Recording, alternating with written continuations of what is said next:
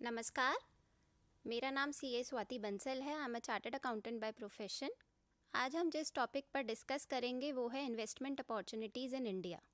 तो हम जानेंगे इन्वेस्टमेंट क्या होता है, इसके क्या क्या फ़ायदे हैं, हमें क्यों करना चाहिए। तो हम ये सब आज डिस्कस करेंगे। तो हम सबसे पहले समझते हैं इन्वेस्टमेंट होता क्या है। इन्वेस्टमेंट एक एसेट होता है जो हमारी पैसे को ग्रो करता है। An investment is a commitment of funds today with the expectation of earning some returns over the time period of commitment. An investment is the current commitment of funds for a period of time in order to derive returns that will compensate the investor.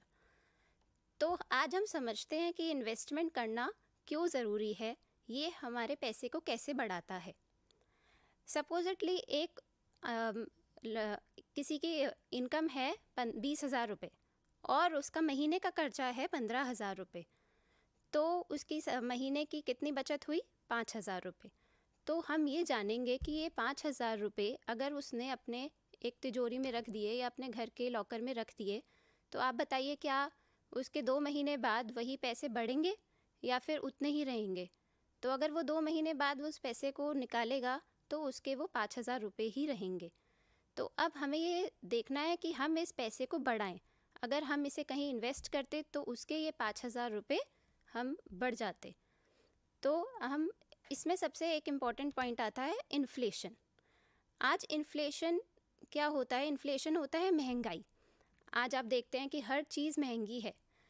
आप petrol ले लो या फिर आप कुछ भी ख़रीदने जाते हो, हर चीज़ महंगी होती जा रही है।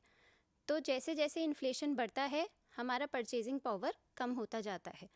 तो inflation is inversely proportion to the purchasing power. जितनी जितनी महंगाई बढ़ेगी हम पैसा मतलब उतनी ही पैसे में उतनी वस्तुएं कम खरीद पाएंगे। तो सपोजिटली अगर जितना ज़्यादा मतलब हमें पैसा चाहिए बढ़ने के लिए, so inflation in simple terms is a surge in the price of materials and services. It decreases the worth of your money and reduces your purchasing power. When there is a rise in the inflation rate, you buy fewer things with the same amount of money. So जैसे जैसे inflation बढ़ेगा हमारी purchasing power कम होती जाएगी। और अब हमें इस इन्फ्लेशन को बीट करने के लिए हमें क्या चाहिए? हमें ज़्यादा पैसे चाहिए। अब ज़्यादा पैसे कैसे आएंगे? ज़्यादा पैसों के लिए हमें अपनी इनकम बढ़ानी पड़ेगी। अब हमारी इनकम तो उतनी ही है, तो हम क्या करें? तो फिर अब हमें ज़्यादा पैसों के लिए इन्वेस्टमेंट करनी पड़ेगी। तो for beating the inflation you have to invest. So अब हम समझेंगे कि इन्वेस्टमेंट हम कहाँ कहाँ कर सकते हैं, इन्वेस्टमेंट के हमारे मोड्स क्या क्या हैं। तो अब हम देखेंगे कि हम इन्वेस्टमेंट प्रॉपर्टी में कर सकते हैं। जैसे कि अब इस ग्राफ में आप देख रहे हैं कि 56% जो हमारी इन्वेस्टमेंट है, जो मैक्सिमम लोग इन्वेस्ट करते हैं वो प्रॉपर्टी में करते हैं। प्रॉपर्टी लॉन्ग टर्म इन्वेस्टमेंट होती है और ज़्यादातर लोग प्रॉपर्टी में इन्वेस्ट करना चाहते हैं। फिर गोल्ड में इन्वेस्टमेंट 12% है, बैंक में डिपॉजिट 16% है, इंश्योरेंस 5% है, प्रोविडेंट एंड पेंशन फंड्स 4.5% है, इक्विटीज़ 3.8% है और बाकी तो रेस्ट फॉर द कैश जो कि हमें लिक्विडिटी बनाने के लिए चाहिए होता है। तो हम एक एक करके इन सारे मोड्स को अंडरस्टैंड करते हैं कि ये क्या होते हैं। बैंक एफडी, सबसे पहले हम जानते हैं कि बैंक का fixed deposits. FD offers guaranteed returns and hence are the most popular investment type in India. They are suppose to be safest but the most post tax yield is very low. Generally जो हर इंसान जो है वो FDs में invest करता है।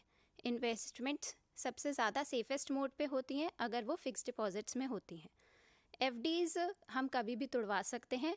ये सबसे ज़्यादा लिक्विड पोजीशन में होते हैं। जब भी हम मतलब चाहते होते हैं, अगर किसी को आज ही पैसा चाहिए तो वो आसानी से अपनी एफडी को तुड़वा देगा और वो पैसा ले लेगा।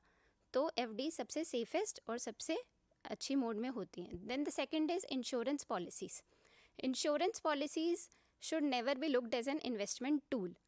वो हम क्यों नहीं देखते हैं? क्योंकि इन्वेस्टमेंट जो हम कर रहे हैं वो हम इंश्योरेंस इन्वेस्टमेंट के पर्पज़ से नहीं लेते हैं, हम इंश्योरेंस लेते हैं ताकि हमारी लाइफ सिक्योर्ड हो, हम मेडिकली सिक्योर्ड हों, हेल्थ हमारी सिक्योर्ड हो। हम उसे एक ऐसे माध्यम से देखते ही नहीं हैं कि हम उसका पैसा हम इन्वेस्ट कर रहे हैं। तो हम इंश्योरेंस का हम इन्वेस्ट करते हैं, पर हम उसे एक इन्वेस्टमेंट टूल की तरह नहीं लेते हैं। Then next one is public provident fund, PPF. PPF जो होता है वो एक पोस्ट ऑफिस सेविंग स्कीम्स है। Here investment comes with a 15-year lock-in period and investments up to INR 1,50,000 per annum qualifies for tax exemption under section 80C। तो इसमें क्या होता है कि हम 80C की डिडक्शन क्लेम कर सकते हैं 1,50,000 तक पीपीएफ में। पर इसका सबसे बड़ा ड्रॉबैक यही है कि इसका 15 ईयर लॉक इन पीरियड होता है। तो अगर हमें इन केस ऑफ इमरजेंसी कभी कोई पैसा निकालना है तो वो हम एकदम से नहीं निकाल सकते। सो हमें 15 ईयर का लॉक इन पीरियड वो कंप्लीट करना ही पड़ेगा। So the next is gold. Gold में मैक्सिमम लोग इन्वेस्ट करते हैं। आज भी हमारे इंडियन सोसाइटी में ये एक ट्रेडिशन ही है कि कोई शादी हो या फिर कुछ भी हो तो हम पैसा गोल्ड में इन्वेस्ट करते हैं, ज्वेलरी खरीदते हैं। तो gold can be purchased in any form, in the form of jewellery, in the form of biscuits, in the form of coins, और हम वो किसी भी फॉर्म में ले सकते हैं बार्स में। तो गोल्ड एक बहुत ही पुरानी ट्रेडिशन है कि अगर किसी को कहीं इन्वेस्ट करना हो तो वो गोल्ड में इन्वेस्ट कर लेता है। The next one is real estate. Real estate में हम पैसा Investing in real estate involves purchase, ownership and management of the physical property. Hence, investors with long-term goals should look at investing in real estate. जब भी हमें कोई long term goal चाहिए या long term में हमें कुछ इन्वेस्ट करना है तो हम रियल एस्टेट में इन्वेस्ट करते हैं। रियल एस्टेट का पैसा सेफ होता है, प्लस ये हमें लॉन्ग टर्म बेनिफिट्स देता है। Then next one is shares. अगर हमें शेयर्स में इन्वेस्टमेंट चाहिए तो हमें एक डीमैट अकाउंट खोलना होगा। So for that we have to open the demat account and we can trade in shares. Shares भी एक रिस्क होता है इसके अंदर, and we can invest in shares by opening a demat account. Then is National Pension Scheme. National Pension Scheme is a scheme suitable for retirement. Investors who wish for regular income post their retirement and also want to save tax can invest in National Pension Scheme.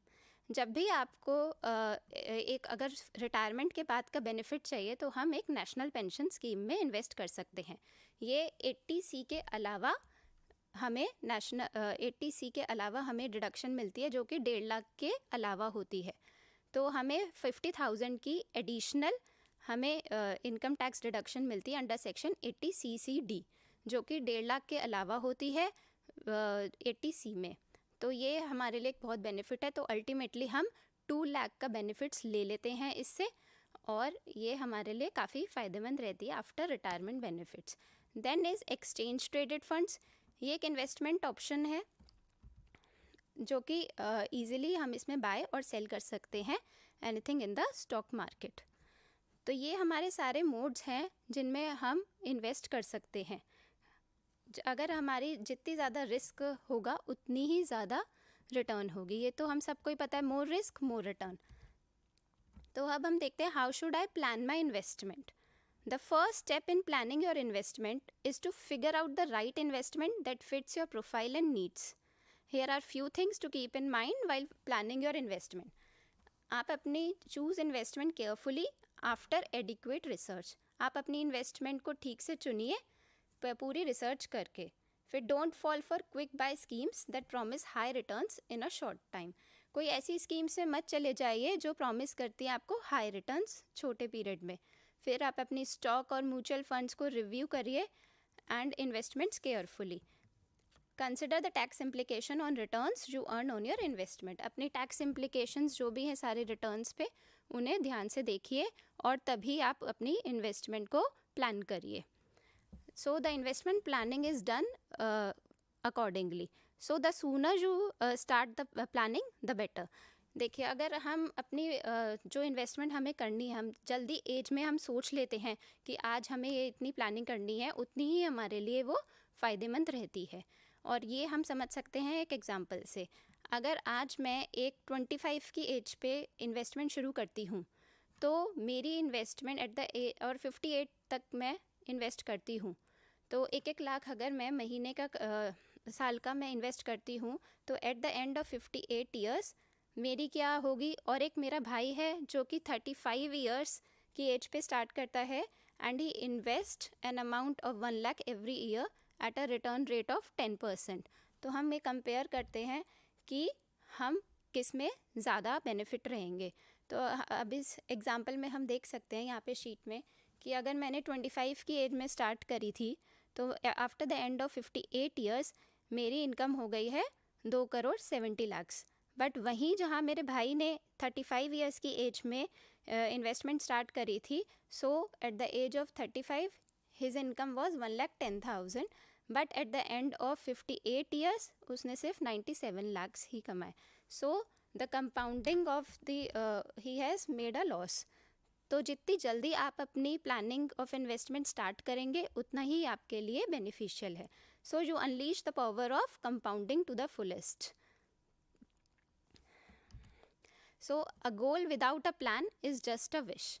It's just a favourite saying कि अगर आप कोई भी planning कर रहे हैं without a गोल तो ये सिर्फ एक विश है। तो आपको प्रॉपर प्लानिंग करनी बहुत ज़रूरी है। सो अब हमें क्या क्या चीज़ें हमें ध्यान रखनी चाहिए, things to kept in mind while investing. Investing का मतलब ये नहीं है कि सिर्फ हमने अपना पैसा एक जगह पार्क कर दिया है। सो investing is just not about the parking money in an instrument. Short listing the right asset is utmost important. Also, one should consider multiple aspects before investing in an asset. Plan before investing. So, following are the some of the important things to kept in mind while investing. हमें देखना होगा कि हमारे investing proper हो। Investment objective. All investment types do not meet the requirements of all the investors. What may be a good investment option for one investor doesn't necessarily be the best for another.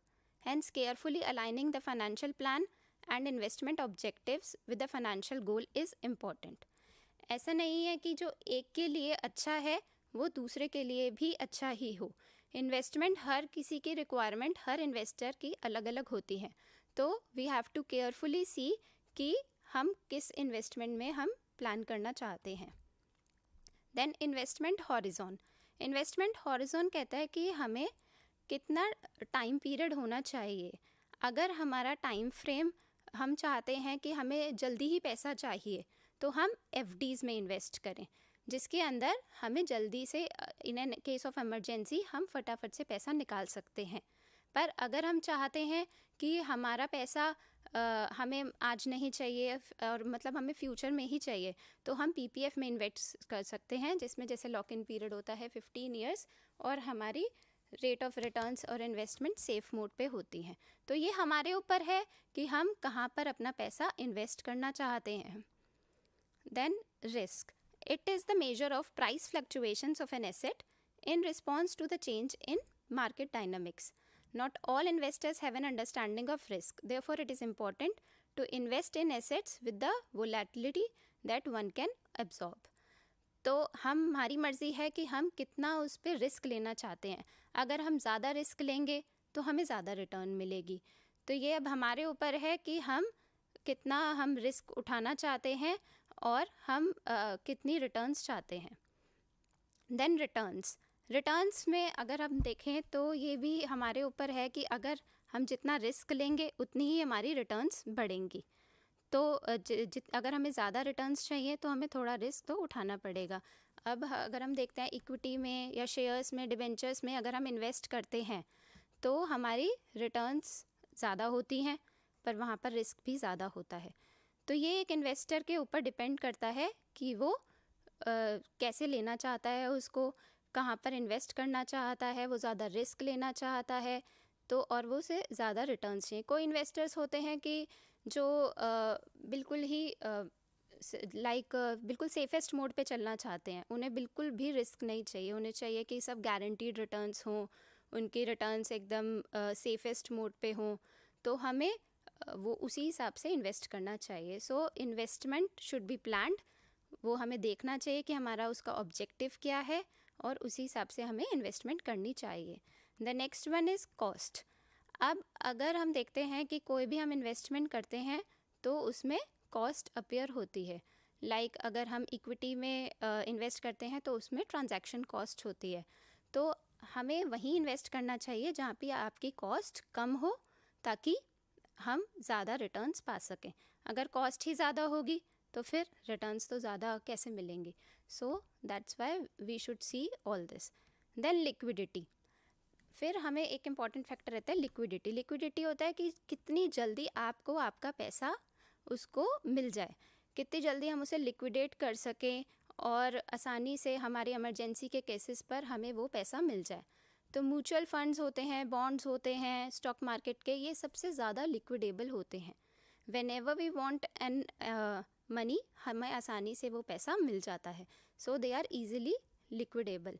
अब like वही बात हो गई कि PPF में या फिर कहीं पर हम इन्वेस्ट करते हैं तो हमारा पैसा ब्लॉक हो जाता है for a lock in period of 15 years, तो वो इजीली लिक्विडेबल नहीं होते। तो ये भी अब हमारी चॉइस है कि हमें लिक्विडिटी चाहिए कि नहीं, या हमें रिटर्न्स चाहिए। तो ये सब इन्वेस्टर टू इन्वेस्टर के ऊपर डिपेंड करता है। देन लॉक इन पीरियड, यही सेम हो गया कि अगर हम लॉक इन पीरियड ज़्यादा चाहते हैं या फिर कम चाहते हैं। अगर लॉक इन पीरियड हम 15 ईयर्स तक का चाहते हैं कि हमें अभी पैसा नहीं चाहिए, हमें इन्वेस्टमेंट ज़्यादा चाहिए, so we can invest in PPF. और अगर हमें लॉक इन पीरियड कम चाहिए, लाइक हमें आज ही लिक्विडिटी चाहिए, हम बैंक एफडीज़ में भी इन्वेस्ट कर सकते हैं। जैसे कि हमने पहले डिस्कस किया है कि बैंक एफडीज़ ईजिली लिक्विडेबल होती हैं और हम उसका पैसा आसानी से निकाल सकते हैं। So lock in period should be less. Then taxation. Taxation जो होता है हम वो भी एक एस्पेक्ट देखा जाता है कि हम किस पॉइंट से उसको इन्वेस्टमेंट कर रहे हैं। अगर टैक्सेशन हमें ज़्यादा चाहिए तो मतलब हम जहाँ भी इन्वेस्ट करेंगे कि हम देखेंगे कि हमारा पैसा ज़्यादा कट तो नहीं रहा है, हम 80C की डिडक्शन ले पा रहे हैं या नहीं। तो ये सारी बातें हमें दिमाग में रखनी चाहिए। So investment is an option. So liquidity, it is important to invest in assets that offer good liquidity. Liquidity is important to address any unforeseen events. For example, mutual fund investments and stock market investments are highly liquid. One can easily sell their holdings and convert to cash. Then lock-in period. Some investments have a lock-in period. Lock-in period is the minimum duration for which the investor has to hold the investment. For example, PPF has a 15-year lock-in period. FDs do have a lock-in period of 5 years. Then taxation. Returns from investments are taxable. For example, returns from mutual fund investments are subject to tax on the basis of their holding period and type of refunds. तो ये अब हमारे ऊपर depend करता है कि हम investment कैसे करना चाहते हैं, कहाँ करना चाहते हैं, कहाँ हमें फ़ायदा हो रहा है और हम इसे क्यों करना चाहते हैं। अब आप एक सिंपल सी बात समझिए कि बिना इन्वेस्टमेंट करे हमारा पैसा अपने आप ग्रो नहीं होगा, हमें कहीं ना कहीं तो उसे इन्वेस्ट करना ही होगा।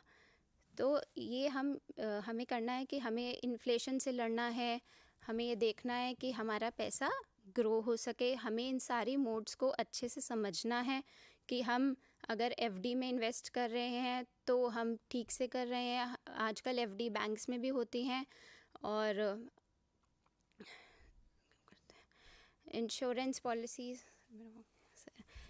Then we have to take it as PPF also. So हम प्लानिंग कैसे कर सकते हैं अपने इन्वेस्टमेंट्स की। So first step in planning your investment is to figure out the right investment that keeps your profile and needs. तो हमें ये सारी चीज़ें ध्यान में रखनी होंगी कि हम अपनी इन्वेस्टमेंट्स को प्लान कैसे करें। सो choose investment carefully after doing adequate research. Don't fall for quick buy schemes that promise high returns in a short time. Review your stock and mutual fund investments periodically. Consider the tax implications on return you earn on your investment. हमें ये सारी चीज़ें बहुत ध्यान रखनी चाहिए अपनी investments plan करने के लिए। हमें ऐसे ही कोई क्विक बाय स्कीम्स में नहीं चले जाना चाहिए जिसमें हमें मतलब हम फॉल हो जाएं और हमारा पैसा डूब जाए। हमें हमेशा देख के ही चलना चाहिए कि हमारा पैसा कहीं डूबे नहीं, हमें ठीक से पैसे को इन्वेस्ट करना चाहिए। देखिए आजकल का ग्रामीण जो भी है वो बहुत मेहनत से पैसे कमाता है, बहुत मेहनत करता है हर कोई। तो उसमें अगर हम सोचें कि हम अपना पैसा कहीं पर भी लगा दें तो वो हम देख के चलेंगे कि हम अपना पैसा कहीं डुबा ना दें।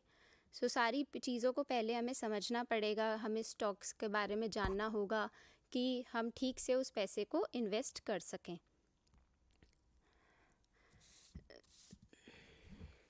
हमें इन्फ्लेशन से भी लड़ना होगा कि हम इन्फ्लेशन के लिए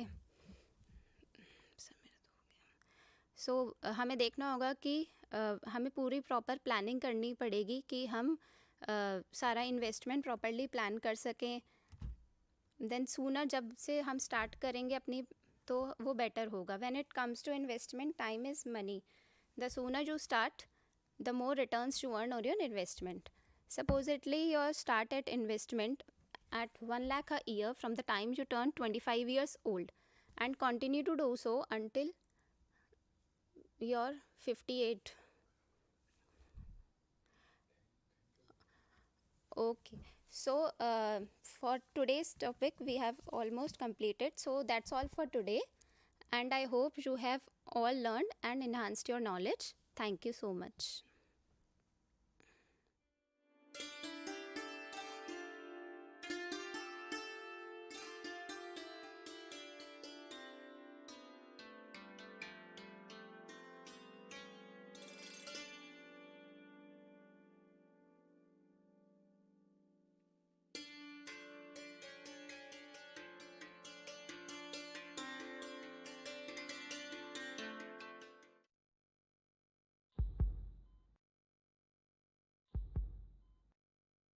क्रिटिकल है बट वी आर ट्राइंग। ये सब हुआ कैसे? एक फोन आया था राजेश के पास। उसने कहा कि उनकी 1 करोड़ की लॉटरी निकली है और उसके लिए उसने बैंक डिटेल्स मांगी। राजेश ने सारी डिटेल्स दे दी। 1 घंटे के अंदर ही उनके बैंक अकाउंट से सारा पैसा साफ हो गया और वो यहाँ आ गए। हार्ट अटैक आया है। देखा आपने, आपकी जरा सी असावधानी क्या कर सकती है। डिजिटल फ्रॉड करने वालों से सावधान रहें। अपनी बैंक डिटेल्स, अपना डेबिट या credit card number, expiry date, CVV, OTP, PIN कभी किसी को ना बताएं। सावधान रहें, समझदार बने। IEPF अथॉरिटी द्वारा जनहित में जारी। हाँ जी सुरेश जी, रिटायरमेंट के बाद जो प्रोविडेंट फंड आएगा उसका क्या करेंगे? कुछ खास प्लान नहीं है, पड़ा रहेगा बैंक में, ब्याज आता रहेगा और क्या। सुरेश जी, बैंक से कितना ब्याज आएगा? एक नई स्कीम बताता हूँ, उसमें पैसे लगा दो, साल भर में दुगने बल्कि चौगुना हो जाएगा। हाँ, बस कुछ नए मेंबर्स बनाने। नहीं सुरेश जी, इन सब फालतू चक्करों में मत पड़िए कि नए मेंबर बनाना, रातों रात करोड़पति बनाना, ऐसे सपने दिखाने वाली स्कीम से बचकर रहें। आप लालच में आकर नहीं, समझदारी से निवेश करें। नए मेंबर बनाओ, वर्ल्ड टूर पे जाओ, कमीशन पाओ या उपहार घर ले जाओ। ऐसे सपने दिखाने वाली स्कीम से बचकर रहें। ऐसी स्कीम्स धोखा हो सकती हैं। IEPF अथॉरिटी, कॉर्पोरेट कार्य मंत्रालय द्वारा जनहित में जारी।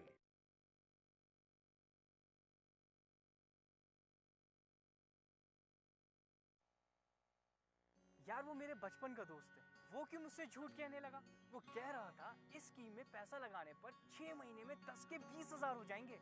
और तूने मान लिया? ऐसा ऑफर कौन छोड़ता है? 10,000 के 20,000। एक काम कर, ये ले 100 रुपये पकड़ना और जाके 10 किलो लड्डू लेके आ। अबे पागल है क्या? 100 रुपए में 10 किलो लड्डू आते हैं? अबे इसके तो 1 किलो लड्डू भी नहीं आएंगे। जब इतना जानता है तो ये नहीं जानता कि 6 महीने में 10,000 के 20,000 नहीं होते। समझदारी बढ़ा, लालच नहीं। लालच में ना आए, समझदारी बढ़ाएं। IEPF अथॉरिटी द्वारा जनहित में जारी। कैनवास में रंग भरकर उसे जीवित बना देना एक कला कहलाती है। इसी तरह अपनी जमा पूंजी बढ़ाकर जिंदगी बना लेना भी एक कला ही है।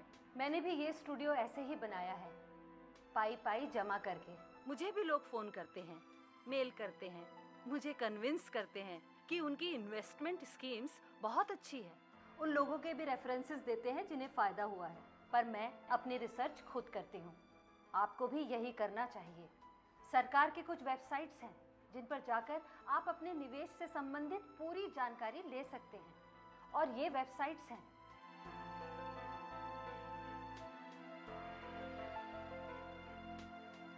मैं अपने पैसों को लेकर सावधान रहती हूँ, आप भी रहिए।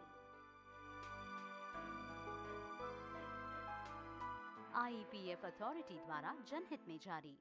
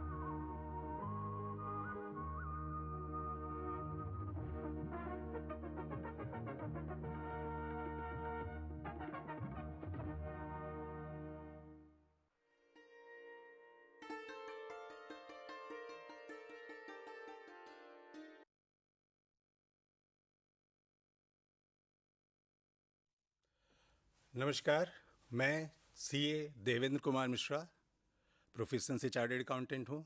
आज आपको इंडियन बैंकिंग सिस्टम और लोन से जुड़ी हुई कुछ जानकारियाँ जो बहुत महत्वपूर्ण हैं वो देने जा रहा हूँ। एक ये एजुकेशन सिस्टम है जिसको कि मैं धीरे धीरे एक्सप्लेन करूँगा। मुझे आशा है कि आप इसका लाभ लेंगे जानकारियों से और अपने जीवन में इसको इस्तेमाल करेंगे। इंडियन बैंकिंग सिस्टम, जिसके बारे में हम लोग ऐसा सोचते हैं कि एक बहुत महत्वपूर्ण आयाम है, हमारे जीवन का एक बहुत महत्वपूर्ण अंग है। हम बैंक्स पे क्यों जाते हैं? इंडियन बैंकिंग सिस्टम क्या है? जैसा कि हम लोग को मालूम है कि हमारे यहाँ रिजर्व बैंक ऑफ इंडिया पूरा मॉनेटरी पॉलिसी भारतवर्ष की डील करती है। उस इंडियन मॉनेटरी सिस्टम में मॉनेटरी पॉलिसीज़ होती हैं और लोन से जुड़ी हुई, इन्वेस्टमेंट से जुड़ी हुई, फॉरेन एक्सचेंज से जुड़ी हुई सारी चीज़ें आरबीआई द्वारा गवर्न होती हैं। ये reserve bank of India ministry of finance के अंडर में है और बैंकिंग सिस्टम पे आते ही हमें ये जानना ज़रूरी होता है कि बैंक क्यों। जैसा कि आज हम देख रहे हैं कि पहले समय से आज जो बैंक है वो बहुत बदल चुका है। वो बैंक जो पहले बहुत ट्रेडिशनल हुआ करता था आज बहुत हाई टेक्नोलॉजी का हो चुका है। आज जो भी चीज़ें लेटेस्ट टेक्नोलॉजीज़ का यूज़ हो रहा है, बैंक जो वर्क कर रहे हैं, ढेर सारे बिजनेस के नई नई चीज़ें ले आ रहे हैं, वो बहुत से सर्विसेज ऐसा इनोवेटिव स्ट्रेटजीज़ के साथ काम कर रहे हैं और ग्लोबली कनेक्ट हैं। बैंक सारे ग्लोबली कनेक्ट हैं। इतना ही नहीं, मॉडर्न बैंकिंग सिस्टम में बिजनेस के डाइवर्सिफिकेशन के भी ढेर सारे नए आयाम शुरू हो चुके हैं। अब अगर हम इसको बैंकिंग सिस्टम को समझना चाहें कि भारत की बैंकिंग व्यवस्था किस तरीके से है, तो हम इसको दो भाग में बांट सकते हैं। एक तो कॉमर्शियल बैंकिंग सिस्टम, दूसरा इन्वेस्टमेंट बैंकिंग। कॉमर्शियल बैंकिंग का कॉन्सेप्ट ये हो गया कि हम और आप या कोई भी व्यवसायी रोज़मर्रा कैसे बैंकिंग के साथ डील करता है। तो बैंकिंग सिस्टम में जो भी हमारे धन बैंक में हैं उसको बैंक मनी ट्रांसफर्स के रूप में पेरोल सर्विसेज भी देता है और आपस में बैंकों का एक सेटलमेंट रिकन्सिलिएशंस होते हैं।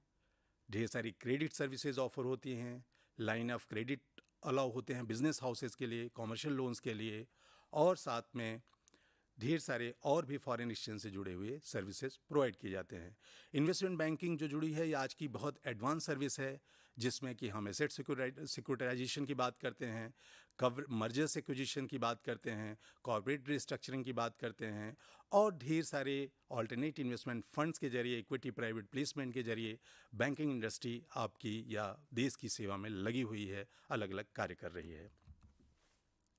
अब हम इंटरनेट बैंकिंग पे थोड़ा सा आपका ध्यान आकर्षित करना चाहेंगे। इंटरनेट बैंकिंग एक ऐसी सुविधा जिसने पूरी क्रांति ले आ दिया है बैंकिंग एक्टिविटीज़ में। कस्टमर्स को आज इंटरनेट बैंकिंग से एक्सेस करना इतना सुगम और आसान हो गया है कि हमारे जीवन की एक दिनचर्या बन गई। जिस तरीके से हमारी टेक्नोलॉजी अपग्रेड की हुई है, इसमें बैंक इंटरनेट बैंकिंग के साथ आपको ढेर सारी सेवाएं दे रहे हैं। वो किस तरीके से ऑपरेट होता है, जिसमें कि एक बैंक वेब पेज बना देता है और उस वेब पेज पे जाके आप ढेर सारी सर्विसेज उस बैंक के जरिए आप अपने स्टेटमेंट्स देख सकते हैं, आप उस बैंक के सारी सुविधाओं का लाभ ले सकते हैं। और एडवांस लेवल पे जब हम जाते हैं तो उन्हीं बैंक के वेब पेज को यूज़ करके आप पैसा एक खाते से दूसरे खाते में ट्रांसफ़र करते हैं, अपने खाते में मंगाते हैं, अपने बैलेंसेस देखते हैं, अपने इन्वेस्टमेंट्स प्लान करते हैं, या अलग अलग चीज़ों से उसी से आप कर सकते हैं। स्वतः बैंक में आपको फिज़िकल विज़िट करने की ज़रूरत नहीं होती है। इसके बाद इंटरनेट बैंकिंग का पहले ऐसा हुआ करता था, या अभी भी ऐसे कुछ बैंकों में है, कि इंटरनेट बैंकिंग दो तरीके से ऑपरेट होता है। एक तो आप एग्जिस्टिंग बैंक में जाएं फिजिकली, और वहाँ जाके जो वेबसाइट है उसके जरिए आप यूज़ करें, उनके वेबसाइट पे यूज़ करें। जितने भी ट्रेडिशनल डिलीवरी चैनल्स हैं उसके जरिए आप यूज़ करें। सेकंड, बैंक आजकल ब्रांचलेस भी चल रही हैं, आपको फिजिकल जाने की कहीं ज़रूरत नहीं है। और एग्जाम्पल हैं, अगर कुछ बैंक्स ऐसे हैं जो कि ब्रांचलेस ऑपरेट करते हैं, आप इंटरनेट के जरिए ही उनसे इंटरैक्ट कर सकते हैं, ऑपरेट कर सकते हैं, सारी वो सुविधाएं कॉमर्शियल बैंक की पा सकते हैं जो कि आपको फिजिकली जाके करना था। इसके बाद हम थोड़ा सा तुलना करेंगे कि ट्रेडिशनल बैंक और इंटरनेट बैंक में क्या फ़र्क होता है। ट्रेडिशनल बैंक में, जैसा कि आपको मालूम है, काफ़ी वर्षों से हम लोग करते आए हैं कि आपको ब्रांच जाना है, इन पर्सन जाना है, वहाँ जाके अपना बेसिक जो बैंकिंग ऑपरेशंस हैं, चाहे अकाउंट का बैलेंस आपको पता करना है, चाहे पैसा निकालना है, चाहे पैसे को एक जगह से दूसरी जगह ट्रांसफ़र करना है, फिक्स डिपॉजिट कराना है, ढेर सारी ऐसी सेवाएं हैं जो आप ट्रेडिशनली जाके किया करते थे, और अभी भी रिमोट प्लेसेस में या गांव में ये सुविधाएं चल रही हैं। बड़े शहरों में भी बहुत जगह लोग जो बहुत पुराने तरीके से चलना चाहते हैं या इंटरनेट सेवी नहीं हैं, उनको ये ट्रेडिशनल बैंकिंग अभी भी ठीक लगता है, और इसी तरीके से वो ऑपरेट करते हैं। दूसरा जो महत्वपूर्ण ऑपरेशन का मैकेनिज़्म है वो इंटरनेट बैंकिंग का है। ई बैंकिंग जिसको हम लोग रेफ़र करते हैं, ई बैंकिंग एक ऐसा प्लेटफॉर्म है जिसमें कि कस्टमर अपना सारा बेसिक बैंकिंग ट्रांजैक्शन अपने घर बैठे हुए या अपने ऑफिस के डेस्कटॉप पे बैठे हुए, लैपटॉप में कहीं भी बैठा हुआ है, इलेक्ट्रॉनिक मीडिया के मार्फत से कहीं भी 24 घंटे 24/7 कर सकता है। किसी को पैसा ट्रांसफ़र करना है, उसने तुरंत ट्रांसफ़र कर दिया, किसी से प्राप्त करना है, उसने तुरंत कर दिया, अपने बैलेंस को भी पता कर लिया, बैंक में एफडी बनानी है उसको बना लिया।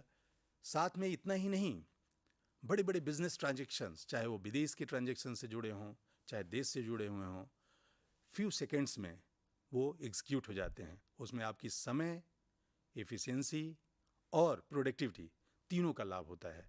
तो एक बहुत बड़ा लाभ है ई बैंकिंग सिस्टम का। क्योंकि समय बहुत सीमित है तो मैं चीज़ों को थोड़ा सा शीघ्रता से बताना चाहूँगा। और बैंक की वेबसाइट को व्यू करते वक्त जब आप व्यू करते हैं तो अकाउंट्स डिटेल और सारी चीज़ों को रिक्वायरमेंट, आप उन सर्विसेज को बड़े अपने सिक्योर तरीके से ऑपरेट कर पाते हैं। कोई लाइन नहीं, कोई टेलर नहीं, कोई वेटिंग नहीं।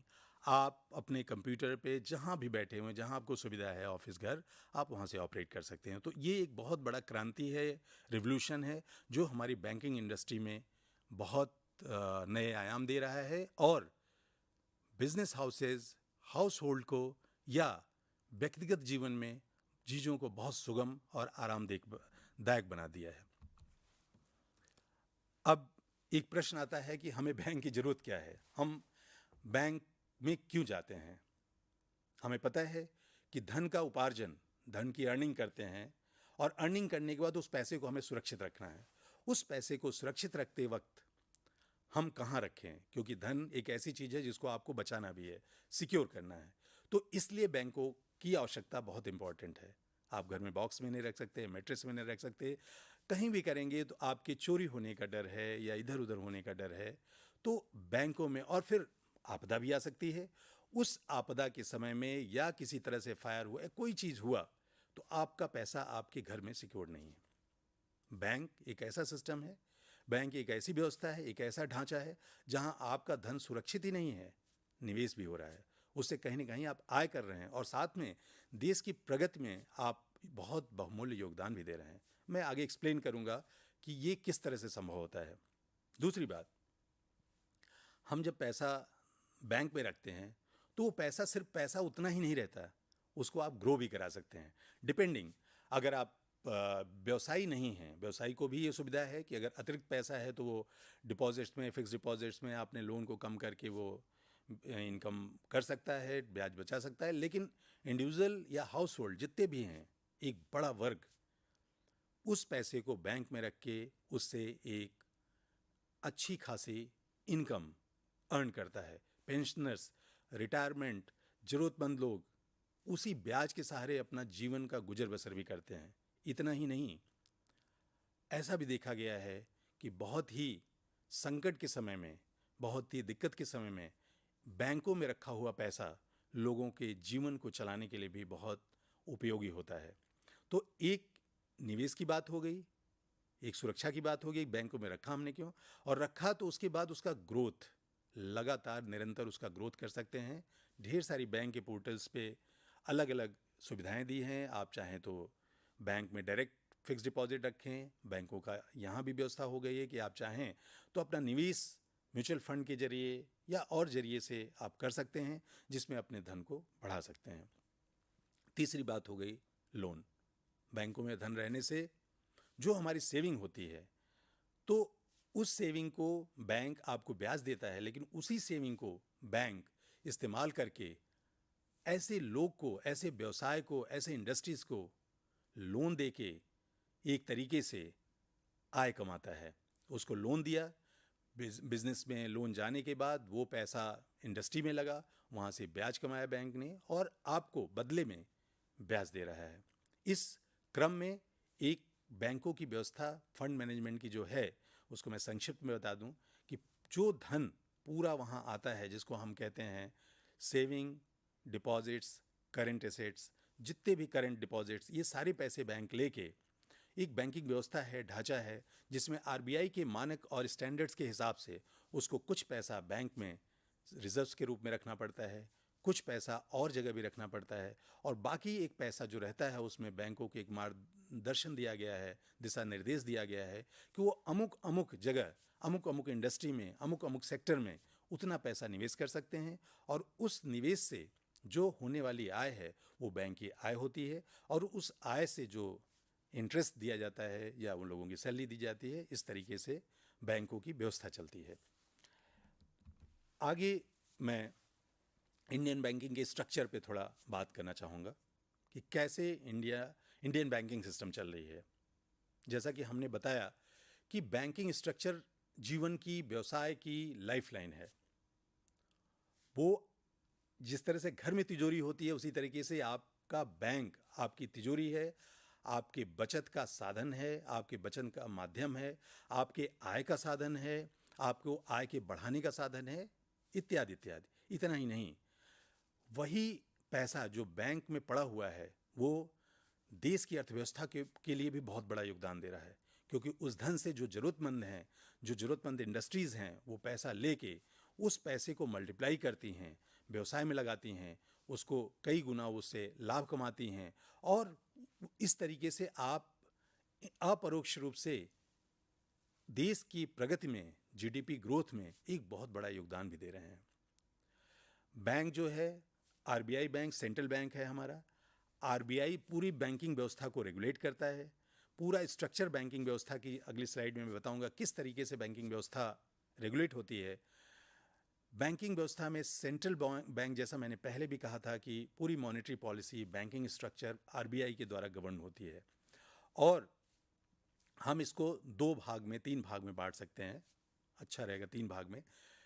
एक तो हो गया हमारा शेड्यूल बैंक्स, बैंकों की कैटेगरी बनाई गई है शेड्यूल बैंक। मैं आगे बताऊंगा कि किस तरीके से उसका कार्य संपादित होता है। तो एक तो शेड्यूल बैंक हो गया। दूसरा हमारी बैंकिंग स्ट्रक्चर में नॉन शेड्यूल बैंक हैं।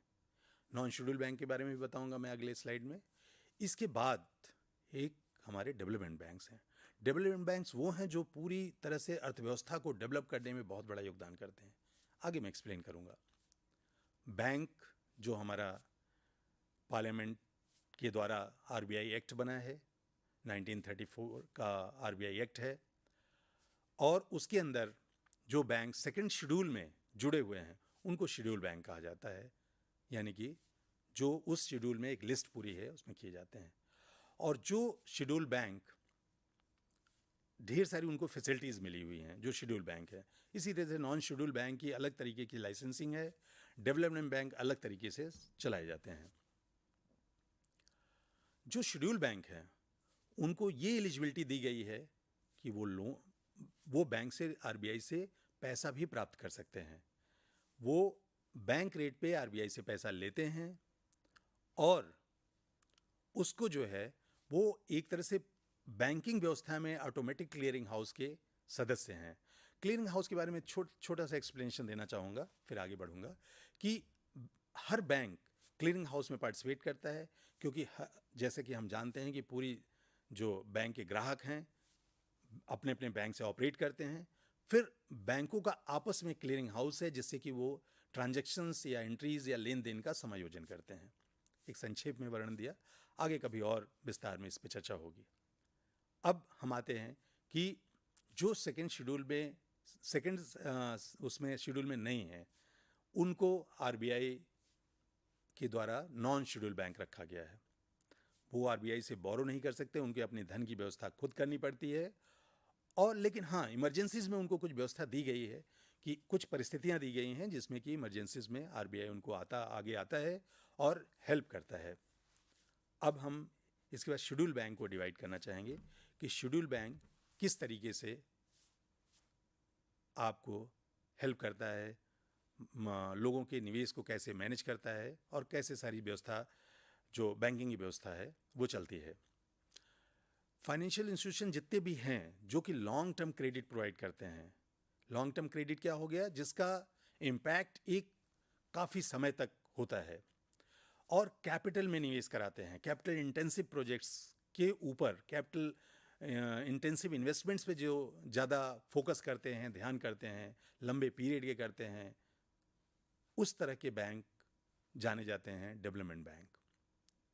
रिटर्न थोड़ा कम होता है क्योंकि लॉन्ग टर्म कमिटमेंट होती है, लंबे समय तक उसमें पैसे रखे जाते हैं, इसलिए उसके ऊपर जो यील्ड मिलती है, रिटर्न मिलती है, कम होती है। लेकिन ऐसे बैंक डेवलपमेंट बैंक हैं क्योंकि वो भारत की अर्थव्यवस्था में बड़े बड़े कैपिटल इंटेंसिव प्रोजेक्ट्स में, बड़े बड़े इंफ्रास्ट्रक्चर प्रोजेक्ट में उनका बहुत बड़ा योगदान होता है और वो उसी जगह निवेश करते हैं क्योंकि उसी के लिए वो डेडिकेटेड हैं। अभी मैं आपको एक स्लाइड दिखाता हूं कि किस तरीके से बैंकिंग का तंत्र चलता है, जिसमें कि schedule bank, non schedule bank और डेवलपमेंट बैंक है। अगर आप इस स्लाइड को देखें ध्यान से तो आरबीआई टॉप पे हो गया। आरबीआई जो कि पूरी मॉनेटरी पॉलिसी को हैंडल कर रहा है, भारत की बैंकिंग व्यवस्था को हैंडल कर रहा है। उस व्यवस्था में शेड्यूल बैंक्स हैं, नॉन शेड्यूल्स बैंक हैं और डेवलपमेंट बैंक है। पहले मैं शेड्यूल बैंक को लेता हूँ। शेड्यूल बैंक में दो तरह से बैंक हैं, एक कॉमर्शियल बैंक्स हैं, एक कोऑपरेटिव बैंक है। कॉमर्शियल बैंक क्या हो गए? आप अक्सर सुनते रहते हैं कि there are public sector bank, there are private sector bank, then there are regional rural banks also. Not only that, there are foreign banks also who are operating, क्योंकि ये ग्लोबल इकॉनमी है। अब अर्थव्यवस्था या बैंकिंग सिस्टम लोकलाइज न रह के पूरा अंतर्राष्ट्रीय हो गई है, अंतर्राज्यीय, अंतर्राष्ट्रीय, ग्लोबल हो चुकी है। तो ऐसे में पब्लिक सेक्टर बैंक हैं। पब्लिक सेक्टर में प्रोमिनेंट या कह लीजिए टॉप पे स्टेट बैंक ऑफ इंडिया है। स्टेट बैंक ऑफ इंडिया और उसकी एसोसिएट्स हैं, बहुत सी चीज़ें मर्ज कर चुकी हैं स्टेट बैंक ऑफ इंडिया में, but state bank is the prime public sector bank. उसके बाद हमारे ढेर सारे नेशनलाइज्ड बैंक हैं, ये आप रोज़मर्रा में सुनते रहते होंगे, नाम 3-4 एग्जाम्पल के तौर पे ले लेता हूँ। उसमें केनरा बैंक है, पंजाब नेशनल बैंक है, इस तरीके से बैंक ऑफ इंडिया है। अभी आपने हाल फिलहाल में देखा कि बैंकों का मर्जर होके बड़े बैंक बनाए गए, बैंक ऑफ बड़ौदा है। तो इस तरीके से बैंकों का मर्जर करके उनको एक बड़ा रूप दिया गया। तो पब्लिक सेक्टर के ये बैंक हैं जो आरबीआई द्वारा मॉनिटर्ड हैं, पब्लिक सेक्टर में सरकार की साझेदारी रहती है, वो पब्लिक सेक्टर बैंक कहलाते हैं, और जिनका अक्रॉस द कंट्री उनका पूरा नेटवर्क है, पूरा काम करते हैं, और विदेश में भी वो फैले हुए हैं। प्राइवेट सेक्टर बैंक होगी दूसरी कैटेगरी, जो कि कॉमर्शियल बैंक की श्रेणी में काम करते हैं। हमने देखा कि पिछले 30-40 वर्षों में प्राइवेट बैंक में एक बहुत बड़ी वृद्धि, बहुत बड़ा ग्रोथ आया है। वो ग्रोथ जो एक रिवोल्यूशन ले आया, रिवोल्यूशन के तहत साथ में उसने एक स्पर्धा पैदा की पब्लिक सेक्टर बैंक के साथ, एफिशिएंसी में, टाइम मैनेजमेंट में, साथ में कि हम कितना ज़्यादा से ज़्यादा परफॉर्म कर पाएँ, इफ़िशिएंसी में, ये सब चीज़ों में प्राइवेट बैंक का बहुत बड़ा योगदान रहा। और अब अक्रॉस द कंट्री हमें बड़ी सुविधाएं मिलने लगी है प्राइवेट बैंक में।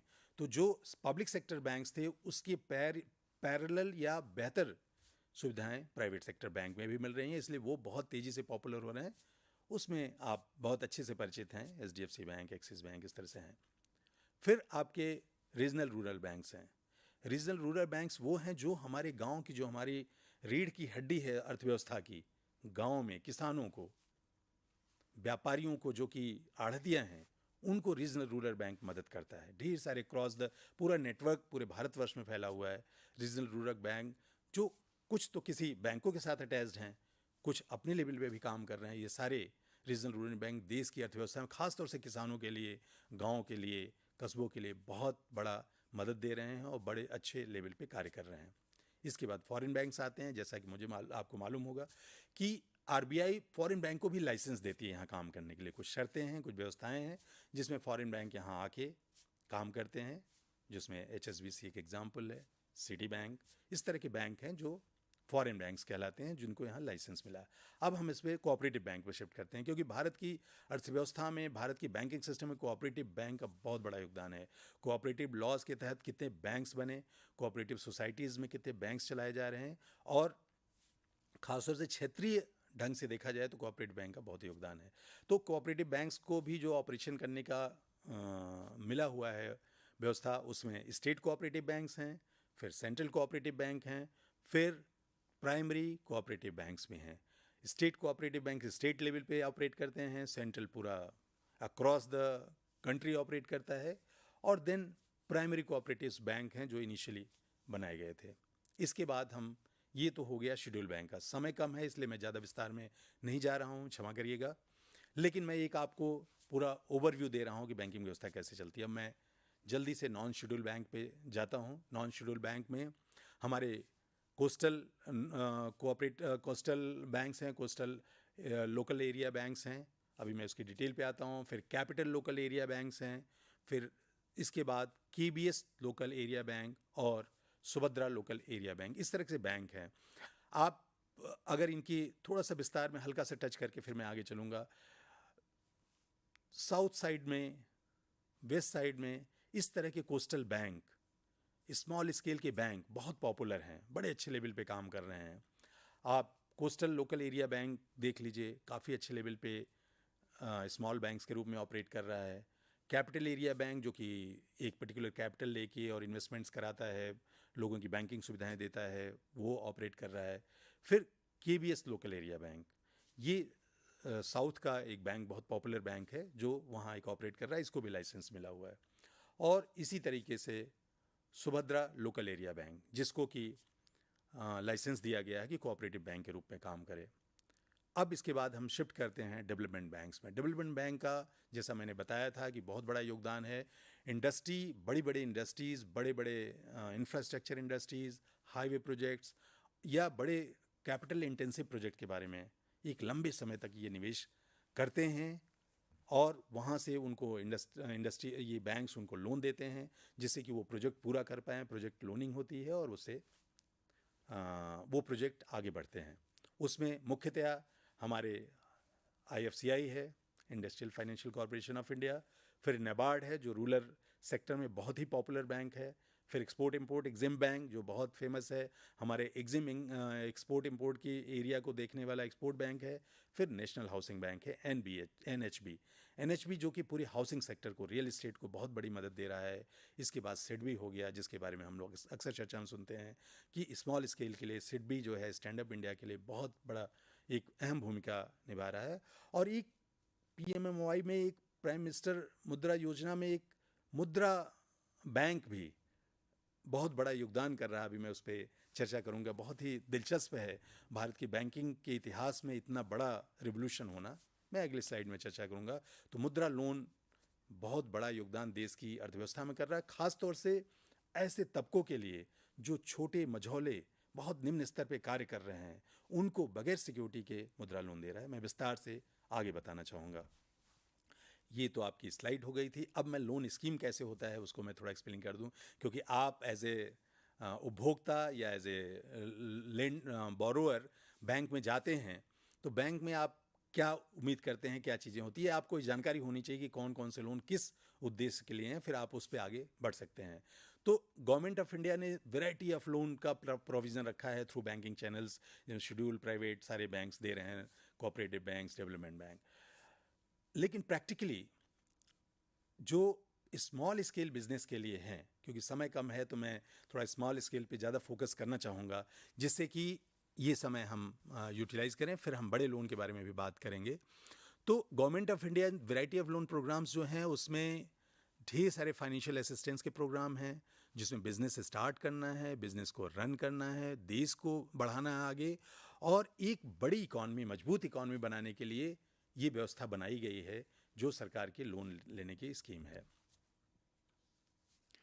जैसा कि मैंने कहा कि निश्चित ये थोड़ा समय का एक सीमा है, और हम कोशिश कर रहे हैं कि यंग लोगों के लिए, नए एंटरप्रेन्योर्स के लिए जो शुरुआती दौर पे बिजनेस करना चाह रहे हैं, स्टार्टअप जो करना चाह रहे हैं, उनके लिए हम चर्चा करना चाहेंगे। अपना चर्चा अब आगे लोन के लिए वहीं सीमित करना चाहेंगे।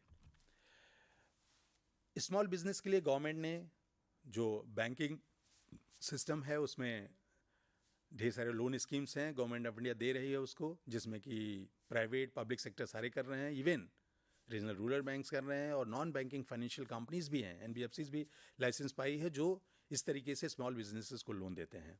गवर्नमेंट बिजनेस में लोन जो इंट्रोड्यूस हुआ है वो फोकस्ड है micro, small and medium scale industries के लिए, MSMEs के लिए, जो कि ट्रेडिंग से लेके, मैन्युफैक्चरिंग से लेके, सर्विस सेक्टर के लिए सबको लोन देते हैं।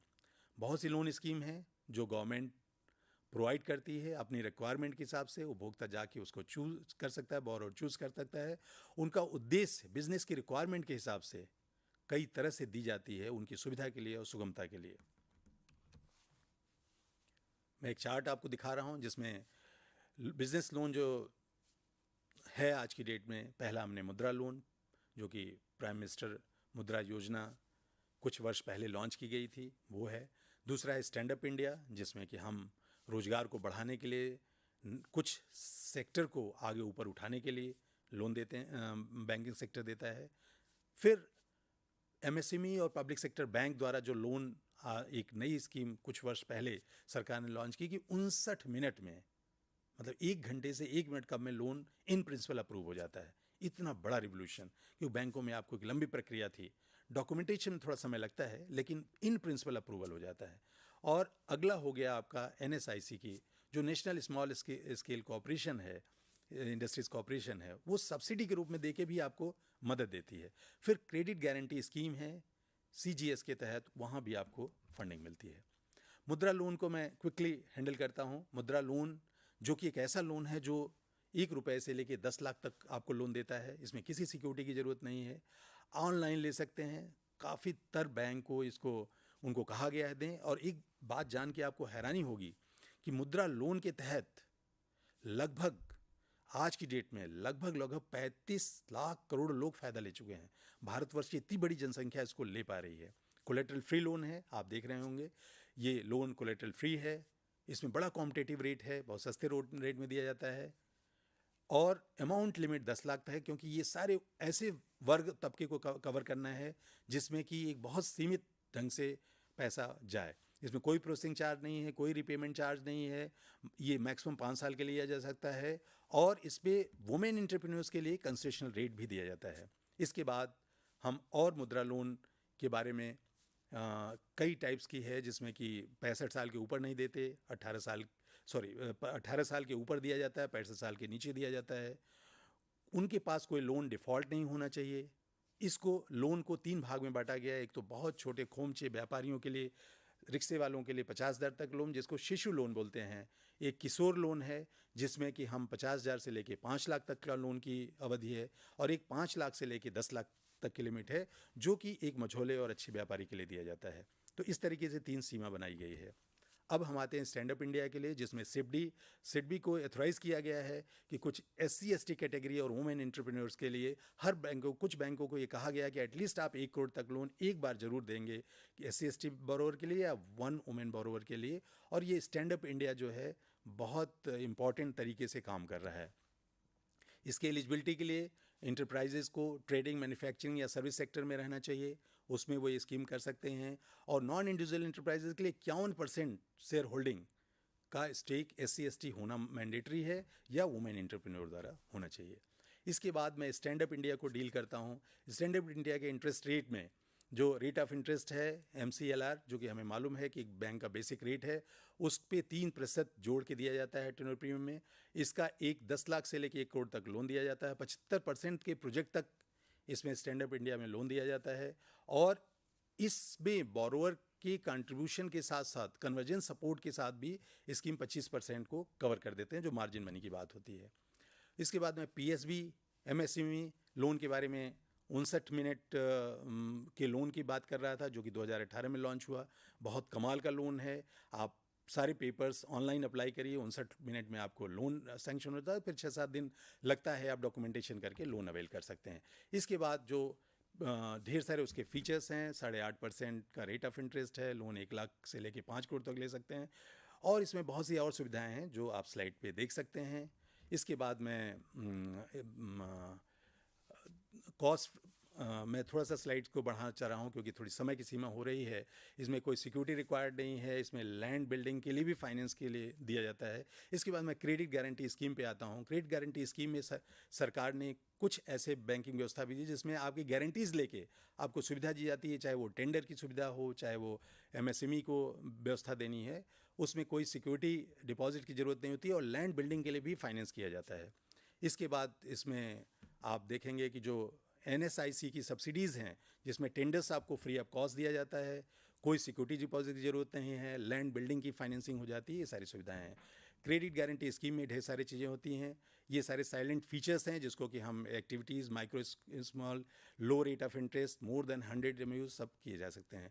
इस तरीके से बैंकिंग सेक्टर की जो रिवोल्यूशन है, मैं थोड़ा संक्षिप्त में किया हूँ, क्षमा करिएगा, समय का अभाव था, लेकिन बैंकिंग सेक्टर की जिस तरीके से ये रिवोल्यूशन है, ये आप और हमारे जीवन में एक बहुत बड़ा क्रांति का विषय है। बहुत तेज़ी से ग्रोथ हो रहा है, बैंकिंग स्ट्रक्चर बहुत अच्छे से सुधर रहा है और आप बैंकिंग के जरिए अपना ही नहीं, एक देश का बहुत बड़ा देश में योगदान दे रहे हैं, देश के ग्रोथ में योगदान दे रहे हैं और भारत को उत्तम, जो हम कहते हैं कि हम एक 5 ट्रिलियन इकॉनमी की तरफ बढ़ रहे हैं या बहुत तेज़ी से ग्रोथ कर रहे हैं। अभी भारत पाँचवां देश भी बन गया है सबसे बड़ा GDP में।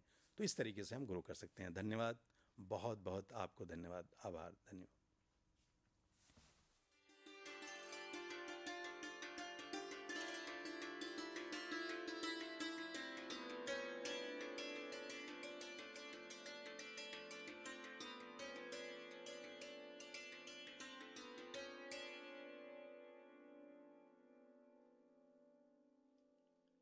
भैरवी करे Bhairavi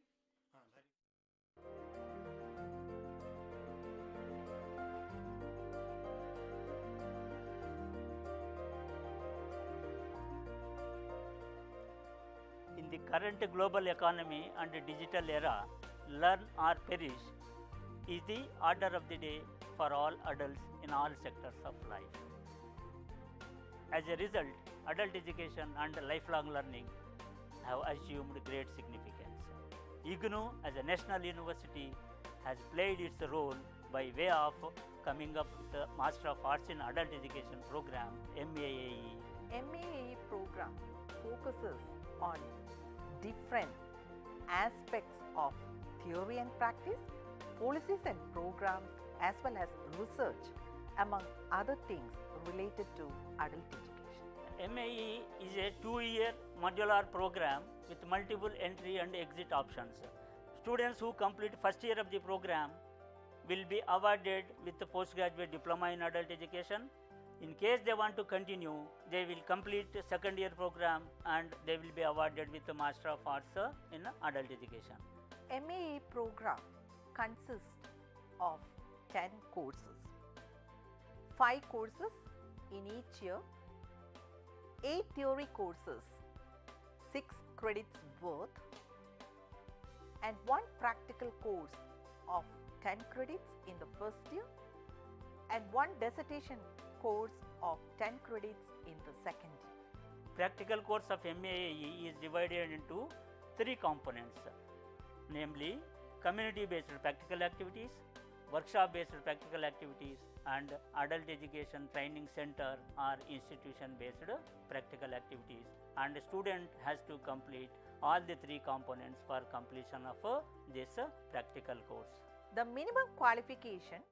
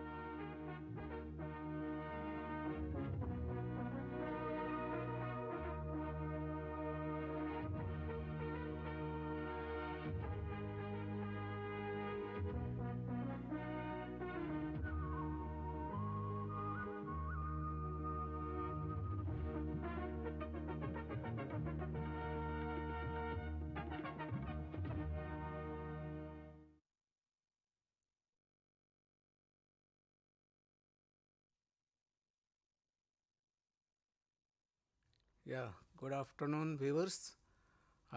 Welcome to this important teleconference on cultural sensitivity on training of caregiver of persons with disability.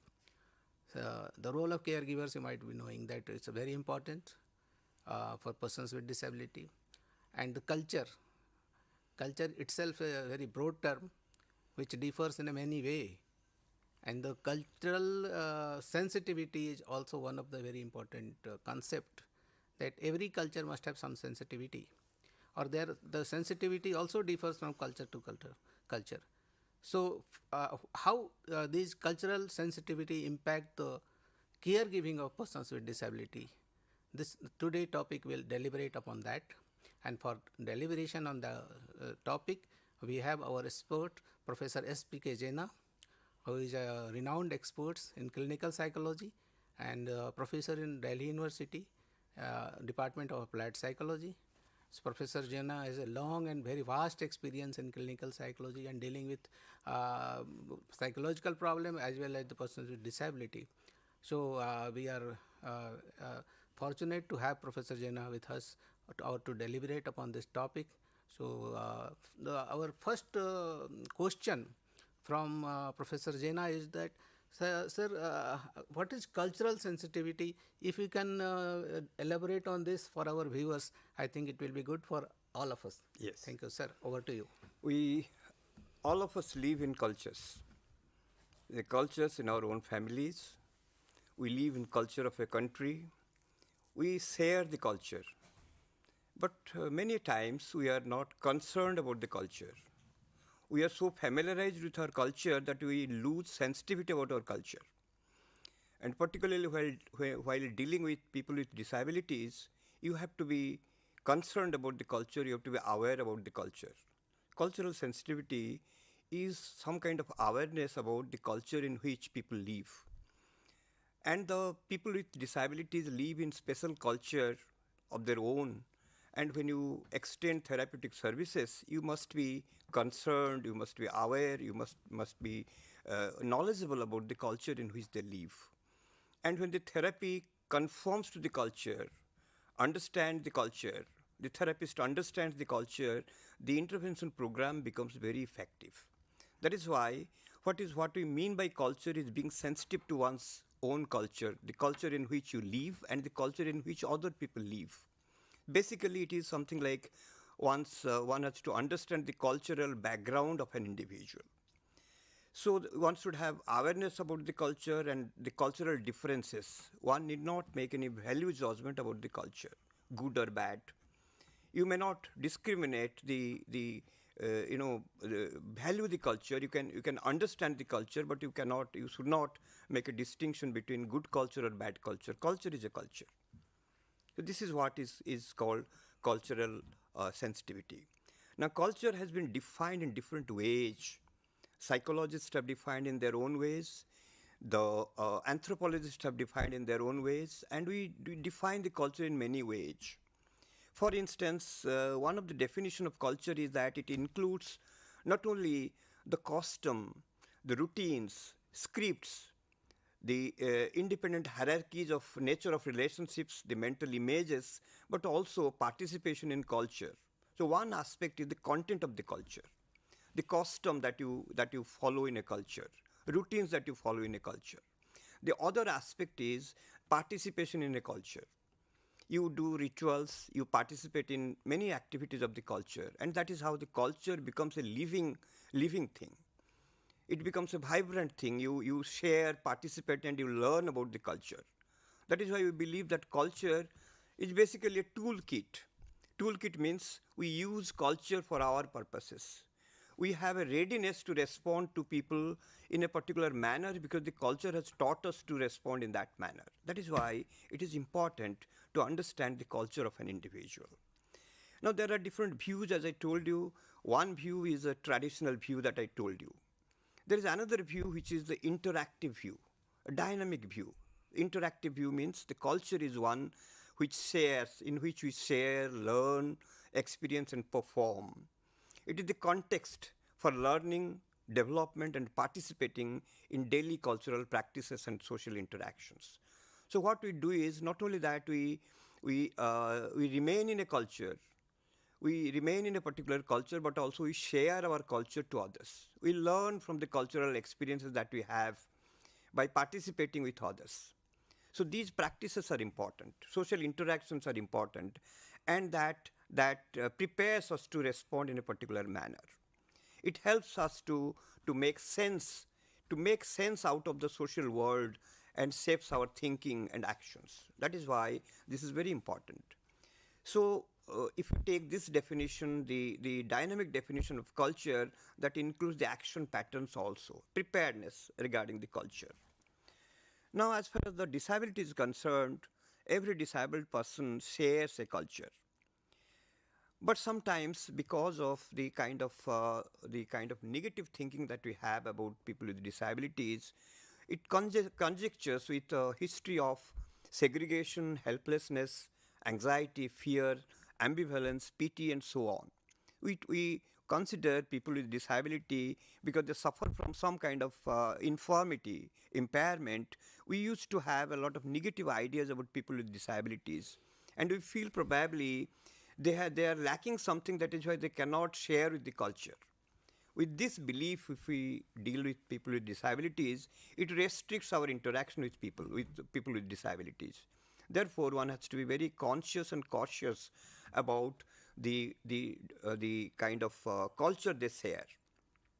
So that is why we try to use this as a kind of toolkit for responding to giving them some kind of intervention. Now, disability and cultural sensitivity both are very important. One has to respect and respond appropriately to the cultural background of a person. appropriately responding to the background of an individual helps the individual to feel at home. The person with disability feels at home when you respect his culture, when you understand your culture, when you understand, you get sensitized about the culture. That is why there is a need for recognizing, affirming the worth of people with disabilities, regardless of their cultural background. No matter whatever is the kind of background from which a person with disability comes, you have to respect and recognize this. So while doing this, you have to look into some of the important issues. One is that we should consider people with disabilities are similar to other people. All human beings are born equal. Therefore, in spite of their physical disabilities, in spite of their differences in their abilities, capabilities, we have to consider them as equal to any normal human being, any person who has no impairment. This is what is known as the doctrine of moral equality. Many of these people have intellectual, social, and cultural differences. These differences need not discriminate these people. Rather, we should take care of these disabilities and try to design the therapeutic program in a manner that they will benefit from our intervention. This is which is most important. In spite of the differences they have, in spite of the level of the difficulties they have, the adjustment problems they have, they are considered like any other human being, so that we can give justice to them. We can provide same kind of intervention that we would be giving to any other normal, so-called normal human being who doesn't have impairment. That is why the impairment should not make any difference in giving them therapeutic intervention. Now, there is a cultural perspective of disability. The culture creates a context for socialization and human development. Every culture has its own norms of behavior. Every culture has certain activities which people share. For instance, we share the emotions of others when we attend a funeral, in a community. When there is a birth, you go and celebrate. When there is a marriage, we go and celebrate. These celebrations, the grief, the kind of experience that we have, that teaches us how to control our emotions. So emotional development in a way is connected with these cultural practices. Participation in cultural activities helps us to grow, develop, and that is how the human development is facilitated. Human development occurs along with the culture and not without the culture. Every human being is embedded in the culture, and same way a person with disability is embedded in his own culture. Sometimes when the person with disability goes out for a treatment, for some kind of intervention, the person who gives intervention, the caregiver who has got no understanding of the culture, may make a mistake of doing therapies in a very mechanical way. And when something is given in a very mechanical way, people do not benefit out of it. Therefore, understanding, embedding people in a particular culture is very important. That embeddedness is important. Nowadays, you are saying that the therapist must be trained in understanding the cultural nuances, the cultural differences, the cultural taboos, the cultural modes of behavior or norms of behavior. This is very important. And we sometimes ask them to get trained by reading, studying, by working with people in that culture, understanding people in a particular culture, so that the way they deal with these people will make a qualitative difference in the process of giving therapy. Now, when I talk about this, I focus on the evolution of culture. Culture gets evolved when there is a participation. Culture creates a context for socialization and human development that I told you earlier. Cultural evolution takes place when people start interacting with the culture. People with disabilities do not have much opportunity to participate in many cultural activities. They remain segregated. They remain isolated from the culture. That is why they do not learn much from the culture. The development gets affected because the kind of activities that we conduct are not culturally valid. We cannot treat an individual with disabilities in a in a room within the four walls. We have to take the individual outside and make him participate in a number of cultural activities.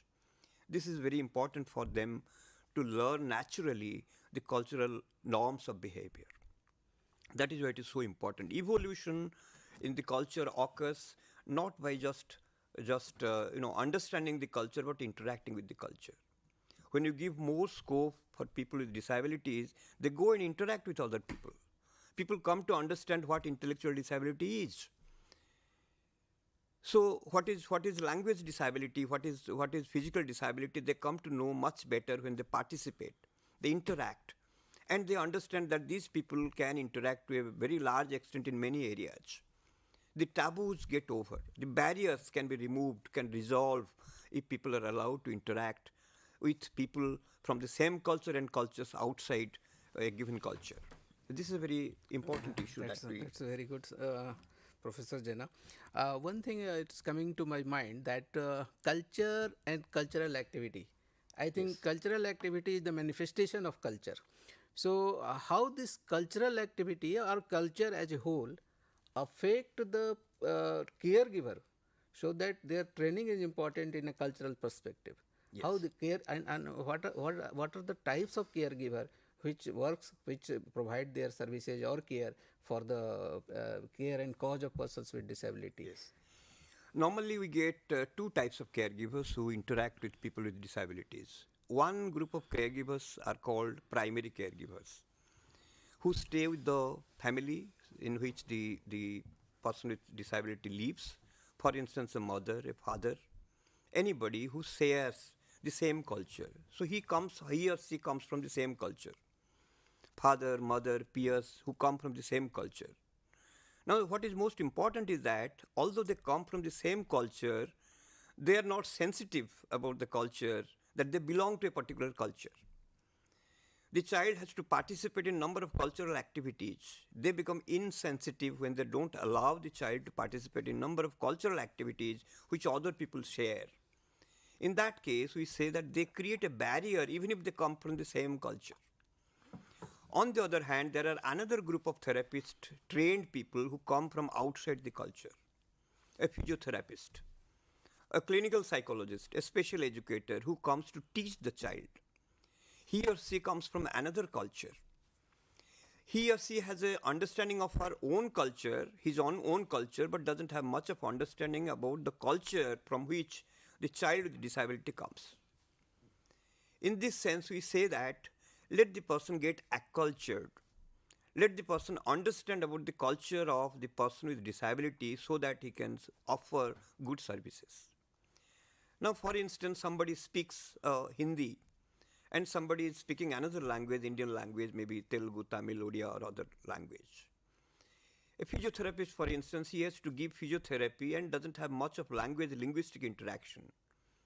Even the instructions, the physical instructions will be sufficient. No, that will not be sufficient.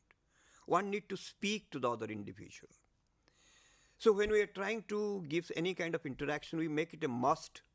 We ask the individual to have a translator who will translate. If he is speaking in English, this can be translated into Hindi or any other regional language which the person with disability speaks, so that the family speaks, so that it can be translated. In this sense, it becomes a holistic program. The program helps the child because the child is able to understand fully what the therapist is saying. Not only that, the physical things that changes when you give physiotherapy, but also the entire world of understanding between people also change. It is not a mechanistic work. And there are many therapies which are vocal, which are verbal therapies like psychotherapy, counseling, where the language element is much more important than any other element. In that case, nowadays we are saying that as a part of ethical requirement, the person has to learn that language. If he cannot or she cannot, then she should have a translator who will translate whatever he or she is saying, so that it will benefit the client with disability. This is how the sensitivity can have much more broader implications. We can send a person to learn certain language. If you are going to some other country and giving therapy, you must learn the language. You should have a translator. so that the interaction will be complete. The benefits will be much better than if you don't understand the culture or the language. That is why it is now gaining momentum. That is why cultural issues are now being focused so much. In a culture, many times, the parents, the peers who are dealing with the child with disability are not so much knowledgeable. They cannot give the entire therapeutic program to the child. Even if they give, it may be of poor quality. In that case, we depend on the caregivers from outside who are experts in that field. But these caregivers have very little understanding about the child himself or herself. Because of poor understanding about the child and the child's behavioral ecology, the environment in which he lives, he needs to learn from the caregiver. So in this case, the first caregiver, which is the primary caregiver, acts as a mediator. Mediator in the sense that a person who helps the child, who will be helping the child by learning from an expert. Expert, it is not practical on the part of the expert to come all the time to the child with disability, because disability is a long-standing problem. Time to time, he or she can give some kind of inputs to the caregiver so that caregiver can transfer the training to the person with disability. And this model is known as triadic model. Right. In a triadic model, the caregiver is being trained, the primary caregiver is being trained to transfer the services, transfer the therapies or intervention to the child who is considered as a target person or target individual. And a lot of programs nowadays is conducted to familiarize these caregivers with the culture of the child, the families in which the child lives. This is a very important aspect of the modern intervention programs. These programs are not like the doctor-patient relationship, in which the doctor gives a medicine and the child becomes all right if he is suffering from fever or suffering from some disease, some problems. Now the concept of medicine has evolved a lot. That includes culture now. Medicine and culture closely linked. So this is what is called the behavioral medicine. The behavioral changes that we expect in the child is not done just by the therapist, but through someone. And this someone is knowledgeable about the ecology, the environment in which the therapeutic program is conducted. The person knows very well how the child behaves, about the conduct of the child, the nature of the child, the nature of disability which is affecting various activities, various adjustment issues, various adjustment is very well understood by a parent or the person who is acting as a primary caregiver. That is why culture has been given a lot of emphasis. Now, culture promotes even our physiological and neurological activities. The brain functions are determined a lot by the culture. For instance, culture teaches us how to inhibit our functions. Inhibition and facilitation are the two basic functions of our nervous system. The nervous system works on the principle of inhibition and excitation.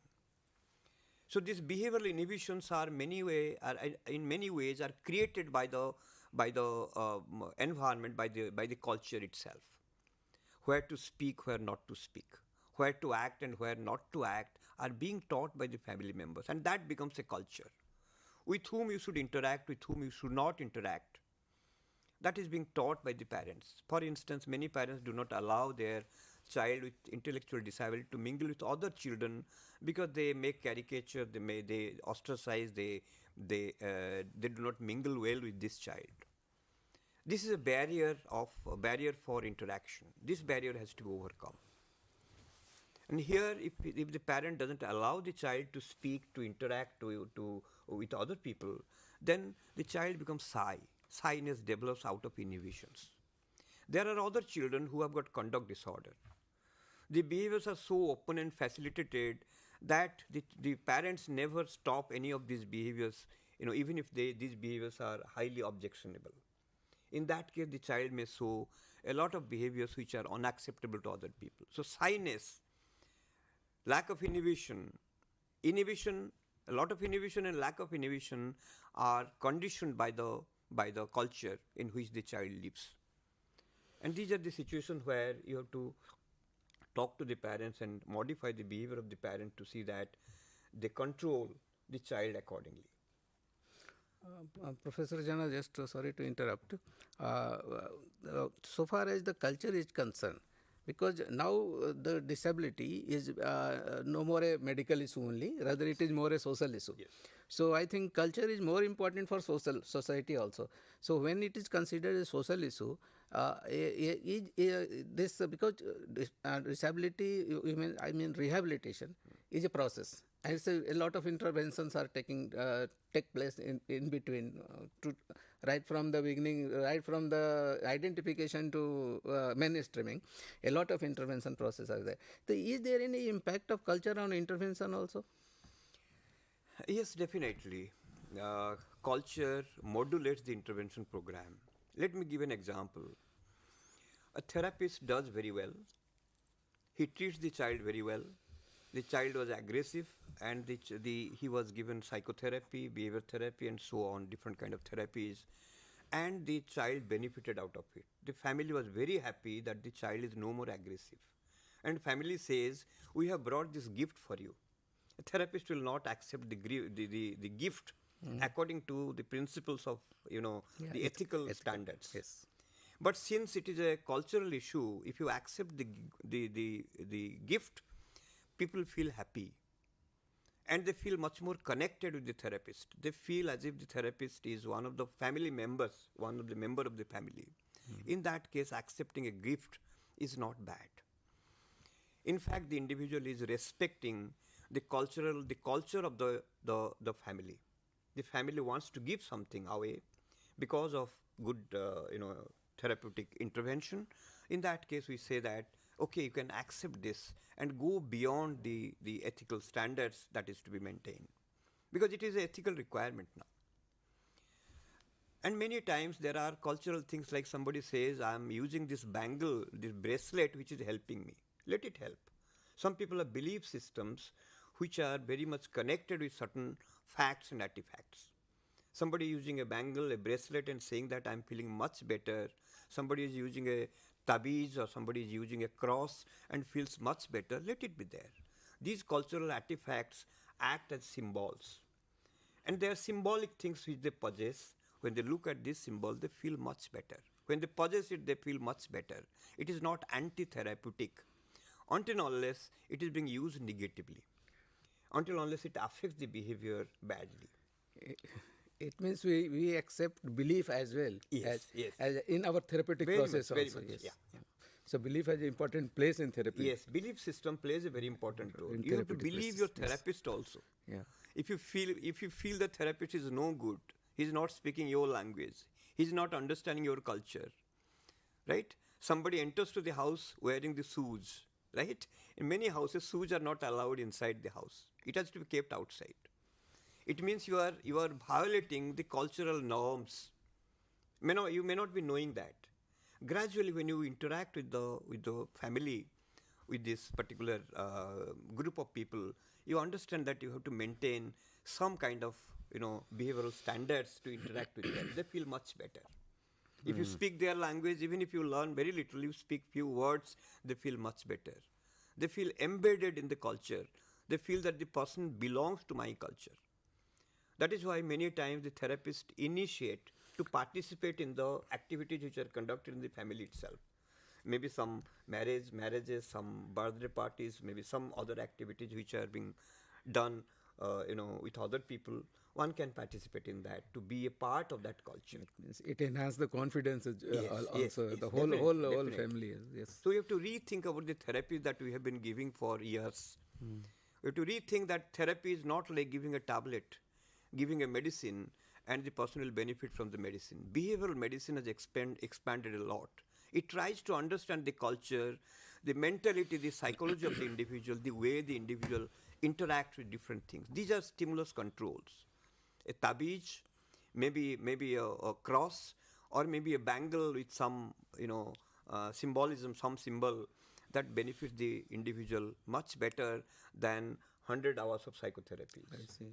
So you can curtail the number of psychotherapies if somebody has a belief system on which you can operate, you can work.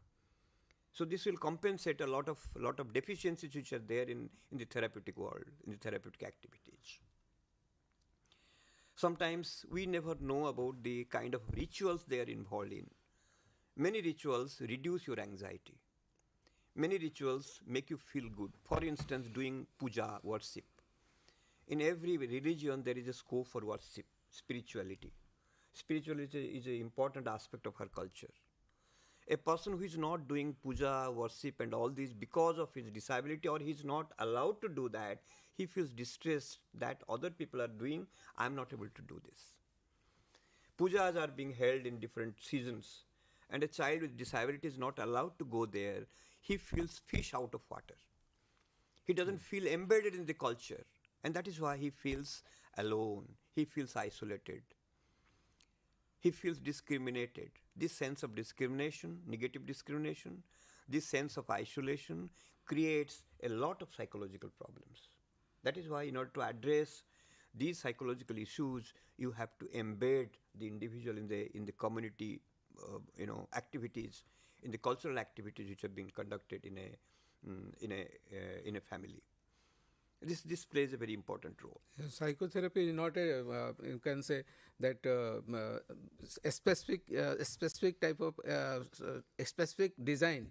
It depends on the circumstances and depends on the cultural and therapist or psychologist, whosoever it is, they have to take immediate decision based on the culture and circumstances over there, and what are to be included in that, what are to be embedded in that. That has to be taken into account. That's good. When you are dealing with people, we have to understand the surrounding, the environment in which they live. And if a psychotherapy program is adapted to that environment, we say it is socially valid, culturally valid. Until unless we make it culturally valid, it may not be effective, even if it has been validated in other cultures. So we say that even if we talk about the kind of validated programs, scientifically validated programs, it may not be effective for X, Y, Z. Until unless we address to the socio-cultural issues, the culture itself. Very good. So it has to be designed appropriately. Nowadays, when you conduct therapy, we give a menu to the individual. Do you want this therapy to be done? Yes. This is the thing I am going to do with you. Yes. And these many numbers of hours I am going to spend with you. Are you willing to go through this therapy? It is almost like giving a menu card in a menu in a restaurant. You choose which one you want. And this prescription is, if it is acceptable, then I'll give you. Otherwise, there are other ways of doing it also. You tell me which is good for you. If it is culturally valid, usually it will have good acceptance. Acceptability is high. It becomes culturally valid. It means this menu is also a part of cultural sensitivity. Exactly, yes. Because if a therapist or somebody else who is giving menu, he is sensitive towards the work. He tells that this is the requirement for the therapy. So these many sessions have to be spent at your home. I'll be doing this. I'll be talking to you about these issues. And this is how the therapy works. Yes. So this shows the sensitivity and concern of and if a person doesn't understand my language, how do I say this? Yeah, certainly. I have to translate it and give to him. I have to use his mother or father to translate to the child or to the individual who is under care, so that he understands that what kind of therapy he is going through. In a democratic country, every individual has a right to know the kind of therapy which he is going through. Even if it is medicine, a tablet is being given, he should know its side effects. But Professor Jana, why this cultural sensitivity issue is important for persons with disability? Because this is a long process for persons with disability. This is not a time specific. It's a long process. I think it's a lifelong disability process itself also creates a culture, different kind of culture. That is important. Yes. Suppose I am a person sitting on a wheelchair. I myself create a behavioral ecology in which the norms of behavior are different than what you show to other people, what you exhibit for other people. They don't need a wheelchair. If I need a wheelchair, then I have to do my puja, my worshipping, my spiritual activity in a different way. I eat in a different way. I read in a different way. Being on the wheelchair, my activities are different. Gradually, it gets embedded into culture. In a culture where, in a family where the father is disabled, he has got disabilities, everybody looks at him in a different way. And he creates a culture. And this culture gets evolved across time. And those activities which benefit the individual, that becomes part of that culture, and those which do not benefit him goes out of the culture. It's not accepted as a norm of behavior for that culture. This is how certain behaviors are stabilized, crystallized, and accepted by that culture. This is how culture passes on from one generation to the other. This family, which has been dealing with person with disability, is much more knowledgeable about how to deal with such condition. They can advise other families as to how to work with people with disabilities. Sometimes we call these people to sit together to discuss, to have self-help groups, and also speak to the public audience as to how to deal with such people with disabilities. That itself becomes a culture. And we should promote such cultures so that people understand how to deal with people with disabilities in their respective cultures. Like people having deafness or people with deafness having a own culture. Yes. They guided with their own culture. Right. And unless the therapist or whosoever is concerned with the intervention, unless they will not understand their culture, it will be difficult for them to work work for them. Many of them keep using sign language. Yes. You go to a restaurant which is managed by deaf and dumb people who have hearing impairment. When you go there, you find it is a different culture altogether. You are not dealing just human beings. We try to understand them in much better way. There are 5-6 people who are serving food in a restaurant. All of them are either deaf or dumb. There are other words to describe. They have impairment, hearing impairment. You behave in a different way, right? You order your menu in a different way. That itself is a small culture which is being created in a restaurant itself. Similarly, there are families. When you go to that family, visit that family, you as a normal citizen should also get acquainted with that culture, so that they don't feel that some stranger has come. You become part and parcel of that culture. This is what is very important when you enter to a family. Like people do have a resistance when in psychotherapy. All of you know that. A person will not be able to tell everything of his life until he has trust on you. In order to develop this trust, the resistance has to be overcome. Not only that, this resistance is seen at the individual level, but also it is seen in the family level also. When you penetrate through the family, go inside the family, talk to them, if your talk becomes culturally valid, you follow the manners, the behaviors they follow in that particular family, your appeal will be much better, your information will be much better accepted than if you talk about theories, about the practices, about the things that have helped other people. That is why understanding culture is important. And the intelligent therapist try to learn language, try to learn the modes of behavior which have been exhibited in different cultures, and used to give a good ear to listen. They listen to people for a long time to understand what their culture is. Many times pay visits to the families, to be with the families, participate in number of activities, so that they become accultured with the family before they start therapies. Accustomed, yes. So it is a uphill task when you try to deal with different kind of families. Now, every individual has a cultural identity.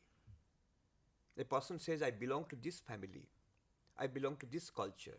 He takes credit. He feels great that he belongs to this particular culture. That is why there is a need for developing some kind of acculturation. Acculturation builds resilience, promotes social support system, participation in activities of cultural organization, association, sharing the customs, religions, etc., religious activities and spiritual practices is crucial for developing cultural identity. A person feels fully immersed in the culture, develops a full identity about a particular culture when he interacts and gets embedded in that culture. This embeddedness is created by number of participations and activities which are prescribed by a culture. That is why participation in cultural activities are so important, no matter whether he's a Even there are people who are very modern, who call themselves to be very intelligent, do not participate in cultural activities. They remain in a culture but remain almost isolated. Many of them develop mental health issues, problems. Yes. Because being in the culture, if you are not participating in the culture, with the culture, not interacting with the culture, you are almost fish out of water without your knowledge. And that creates a sense of isolation. This has to be avoided, and we should see that they are thoroughly embedded. Now, a skill is involved in this. Simply we say it should be done, that should be done, this should be done, that is not enough. We should show how to do it. When a person with disability goes to a fair, a cultural activity, he faces a lot of barriers, difficulties. People come and talk, a person is not able to speak. There must be a mediator who should be trained to interact with people who come, who are strangers. All of them are participating in this festival and this kind of activities. This has to be facilitated. How to act as a facilitator is itself a very important issue. Applied behavior analysts try to look into these issues. What are the barriers? How to overcome these barriers so that they become part and parcel of this particular culture, so that they will not be discriminated in a particular environment. So identification of barrier and overcoming from those barriers is a part and parcel of caregiver also. Yes, it's an activity of exactly. caregiver, one of the activity of caregiver. It's a skill. Yeah, a skill. This is a cultural skill. It has to be learned. It has to be learned. Yes. And when you say that we have to teach certain skills, it has to be programmed. The programming has to be done, how to teach, where to teach, whether you create a simulated environment. For instance, these festivals do not occur all the time, but you want to prepare somebody to participate in a festival. You can create a festival-like situation where a person with disability can participate. You can call people to join and train them how to interact with this child, so that the child develops the skill as to how to behave in a particular occasion, in a particular situation, in a particular festival, so that he doesn't look to be out of place. His behavior doesn't look to be out of place. For instance, there are some children who demand a lot of things. They used to make a lot of noise. They used to have behavioral problems. How to take care of it? How to develop inhibitions and how to facilitate certain behaviors. A person has speech, but he doesn't go to anybody to speak to the individual. Whereas what we do is we go and interact with people. That is how social skills develop. Until unless I speak, I interact, I sit with somebody, and for a long time I talk about myself or try to listen to somebody, right? I cannot get socialized. I cannot develop social skills. And this skill has to be developed if the child doesn't have this kind of skills. You have to create a simulated situation, for instance, eye contact. Child is speaking, but all the time he is looking down and speaking. Eye contact is affected. Therefore, the social interaction gets disrupted. A person talks to the child, even if he's trained, he will not be interested to talk, beyond 5 minutes, 10 minutes, or 20 minutes. Whereas we keep on talking for a long time. 2 hours, 3 hours, you can sit and talk. Because of lack of eye contact, child cannot continue. So major problem is eye contact. This can be developed in a simulated situation. When you provide things at an eye level, then there are high chances that there will be eye contacts. Children with autism do not have much eye contact. Many of them do have this with mental retardation.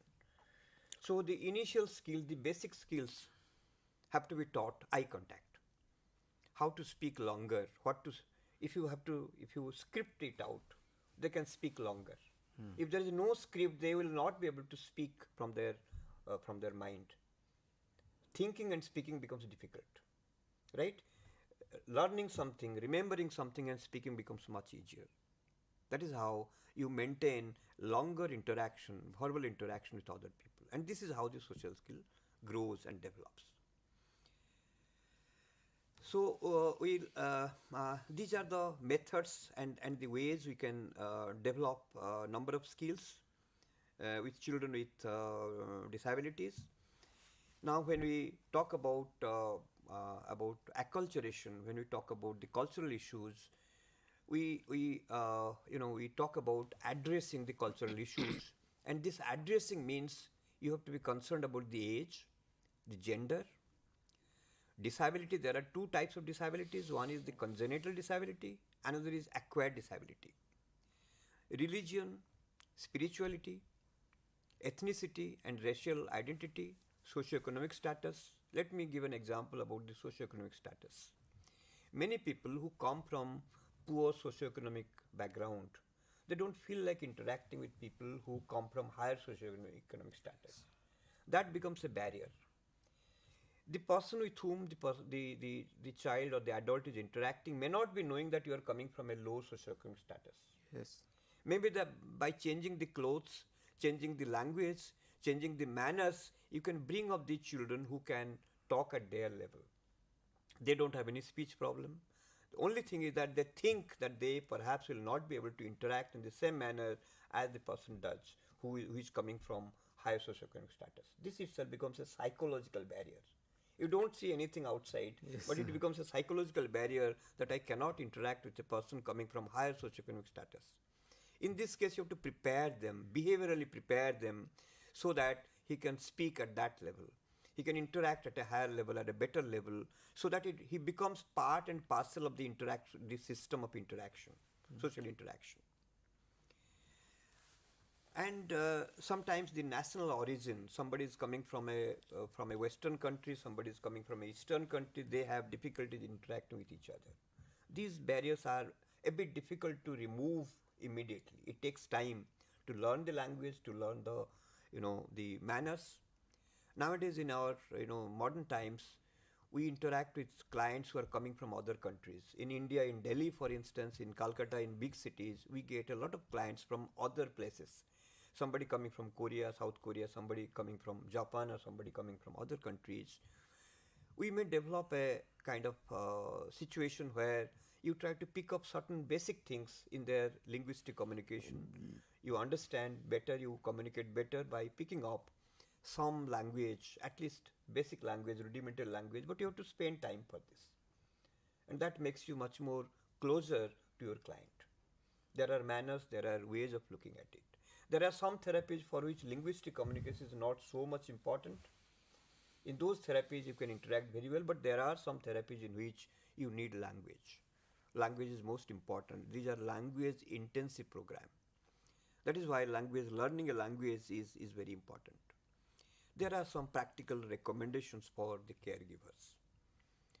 The caregivers are nowadays asked to perform certain activities to be closer to the client, to be culturally closer to the client. One of them is using resources that are currently available. There are many resources which are available, but therapists do not make use of those literature, those facilities, those resources which are available. It may include the kind of assessments. Let me discuss about the assessment. Assessment has to be validated in a particular culture. We are using Western tests.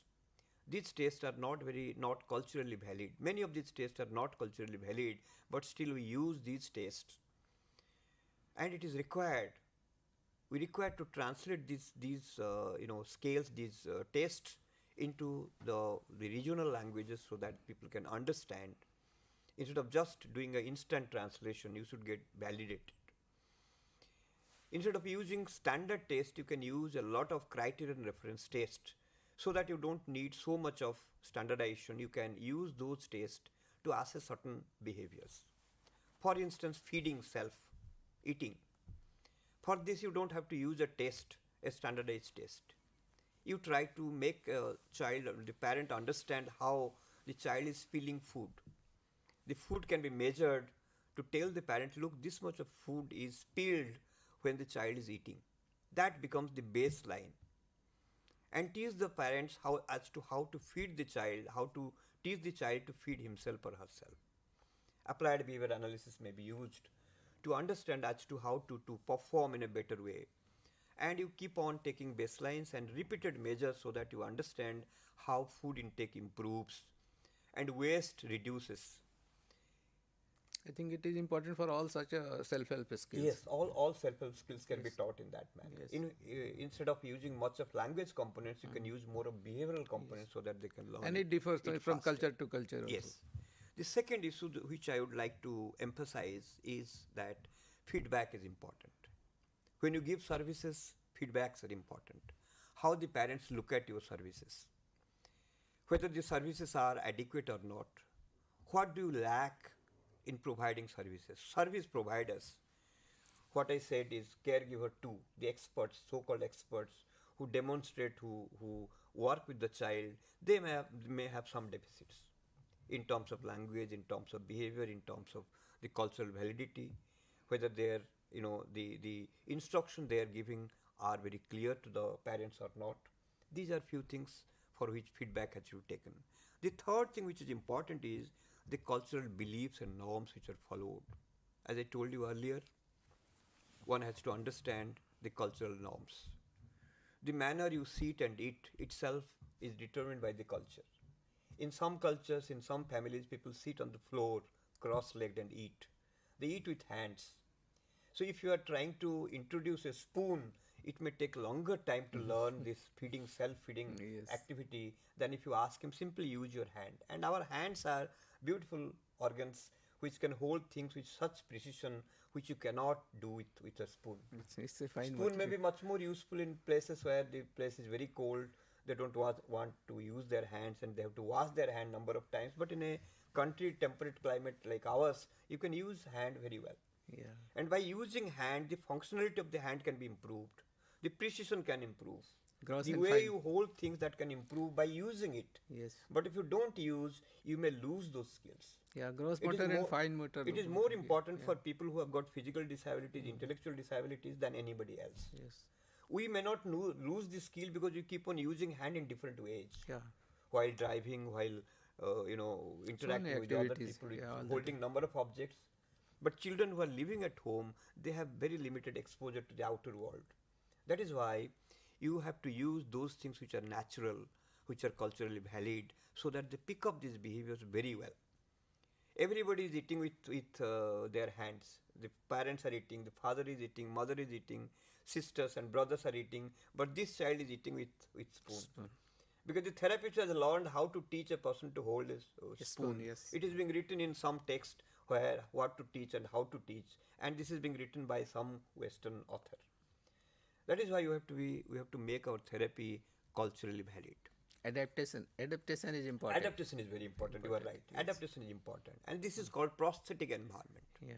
Prosthetic environment doesn't mean that you give a caliper, you give a wheelchair but you design the environment in such a manner that the person feels at home. This phrase "feel at home" is a very beautiful phrase. Yes, prosthetic Right? environment. Yes, you feel comfortable with the therapist. Yeah. You don't feel that somebody has come from outside. So be natural with people so that you can teach them well, you can learn from them. Not only we teach, but also you have to learn from the given culture, from given family, so that you can extend our services better for that candidate, that client, and also for other clients coming from similar background. So we have a lot of things to learn as therapists. The next thing that I would like to emphasize is the role of different family members in the community. The family members who come from the community, for instance, I gave this example of eating with hands. They are living in a culture, in and out. 24 hours they live in a culture so much that they forget that they have a culture. Eating with hand itself is a culture. Sitting in the evening in front of God to do worship is also a part of that culture. If I ask my child with disability, come, we'll sit there. If he's on the wheelchair, he can also sit on the wheelchair and worship. Yes. Because of his disability, he should not be prevented from worshipping. When he becomes a part and parcel of the family who is worshipping and together they are sitting in the evening, that gives a lot of sense of feeling of embeddedness. He feels I belong to this family. If you ask him to read something, we are going for worshipping, we are doing this or that, he feels isolated. Reading is an activity, it is a good activity. But when he participates with other family activities like worshipping, participating, he's together having dinner with the family. Yes. That is a great experience. He learns what people from others, what they speak, how they communicate. And that becomes a good experience. Many of our give families, a feeling of inclusion also. Yes. Many of our families keep switching on the television when they eat. the child concentrates on the television, not on the interaction which is taking place. Yeah, quite And television gives exposure to a altogether different culture which has got no connection with the culture in which the child lives. So try to reduce this television watching. Maybe there are good programs which you may ask the child to watch. There may be good films, but you create a setting for that, program it. Sometimes unprogrammed viewing of television affects cultural development of the child, and that acts as a negative input, which is anti-therapeutic. That is why try to see that whatever things you are using, that is modulated, that is used in a very effective manner. Next, I would like to talk about the cultural and linguistic diversity. So this part has to be dealt with carefully, particularly when people are coming from other cultures, speaking other languages, and I think we have discussed a little about this. Other issue which I would like to say is try to tell you is that there must be additional training to the therapists. The therapists who have not been trained in certain languages or certain skills have to be trained. They can be sent for training to learn about a culture. Some therapists are asked to read books before they go to a family, understand what that family is, a Hindu family, a Muslim family, a Christian family, a Parsi family. These families do have different ways of worshipping, ways of behaving in their different modes and norms of behavior. And if they read, they can ask few questions. They can focus on certain activities which are culturally valid. Right? If you give something for good behavior and say this is reinforcement, protsahan. You have given a piece of chocolate candy to a child. You say that since you have done this well, I am giving this. But when you say I am giving this prasad to you, and this prasad I have brought from that temple or that place of worship, the child feels very happy because it is a prasad, not just a candy. A culture is mixed with this. Yes, cultural importance. It gets enriched, enhanced. The effect gets enhanced. So because it is God's prasad, it will help me. So what I have done is good. What I have done is well accepted. Instead of saying a candy, take this candy which has got no cultural connotation, you can add this cultural connotation and can improve the functioning. So there are a number of things which you have to consider when you provide culturally valid intervention to people with disabilities. So that is why cultural sensitivity is so important in every sphere of intervention. Thank you, Professor Jena, for important deliberation on cultural issue and sensitivity for the training of caregivers. So viewers, we have deliberated on very important, so like culture. Culture is itself a very broad term, and sensitivity, if included with sensitivity, I think every culture has its own sensitivity, and the intensity of sensitivity is also differ from the culture to culture. So if you have any question regarding this, if you have any doubt, you can send us by email, through email. You can send us by ncds@ignou.ac.in. You can send it on ncds@ignou.ac.in. Any question, and Professor Jena, I will forward that question to Professor Jena. Certainly you will get the response, and accordingly we will have a interaction also time to time. And thank you very much for your participation. Thank you.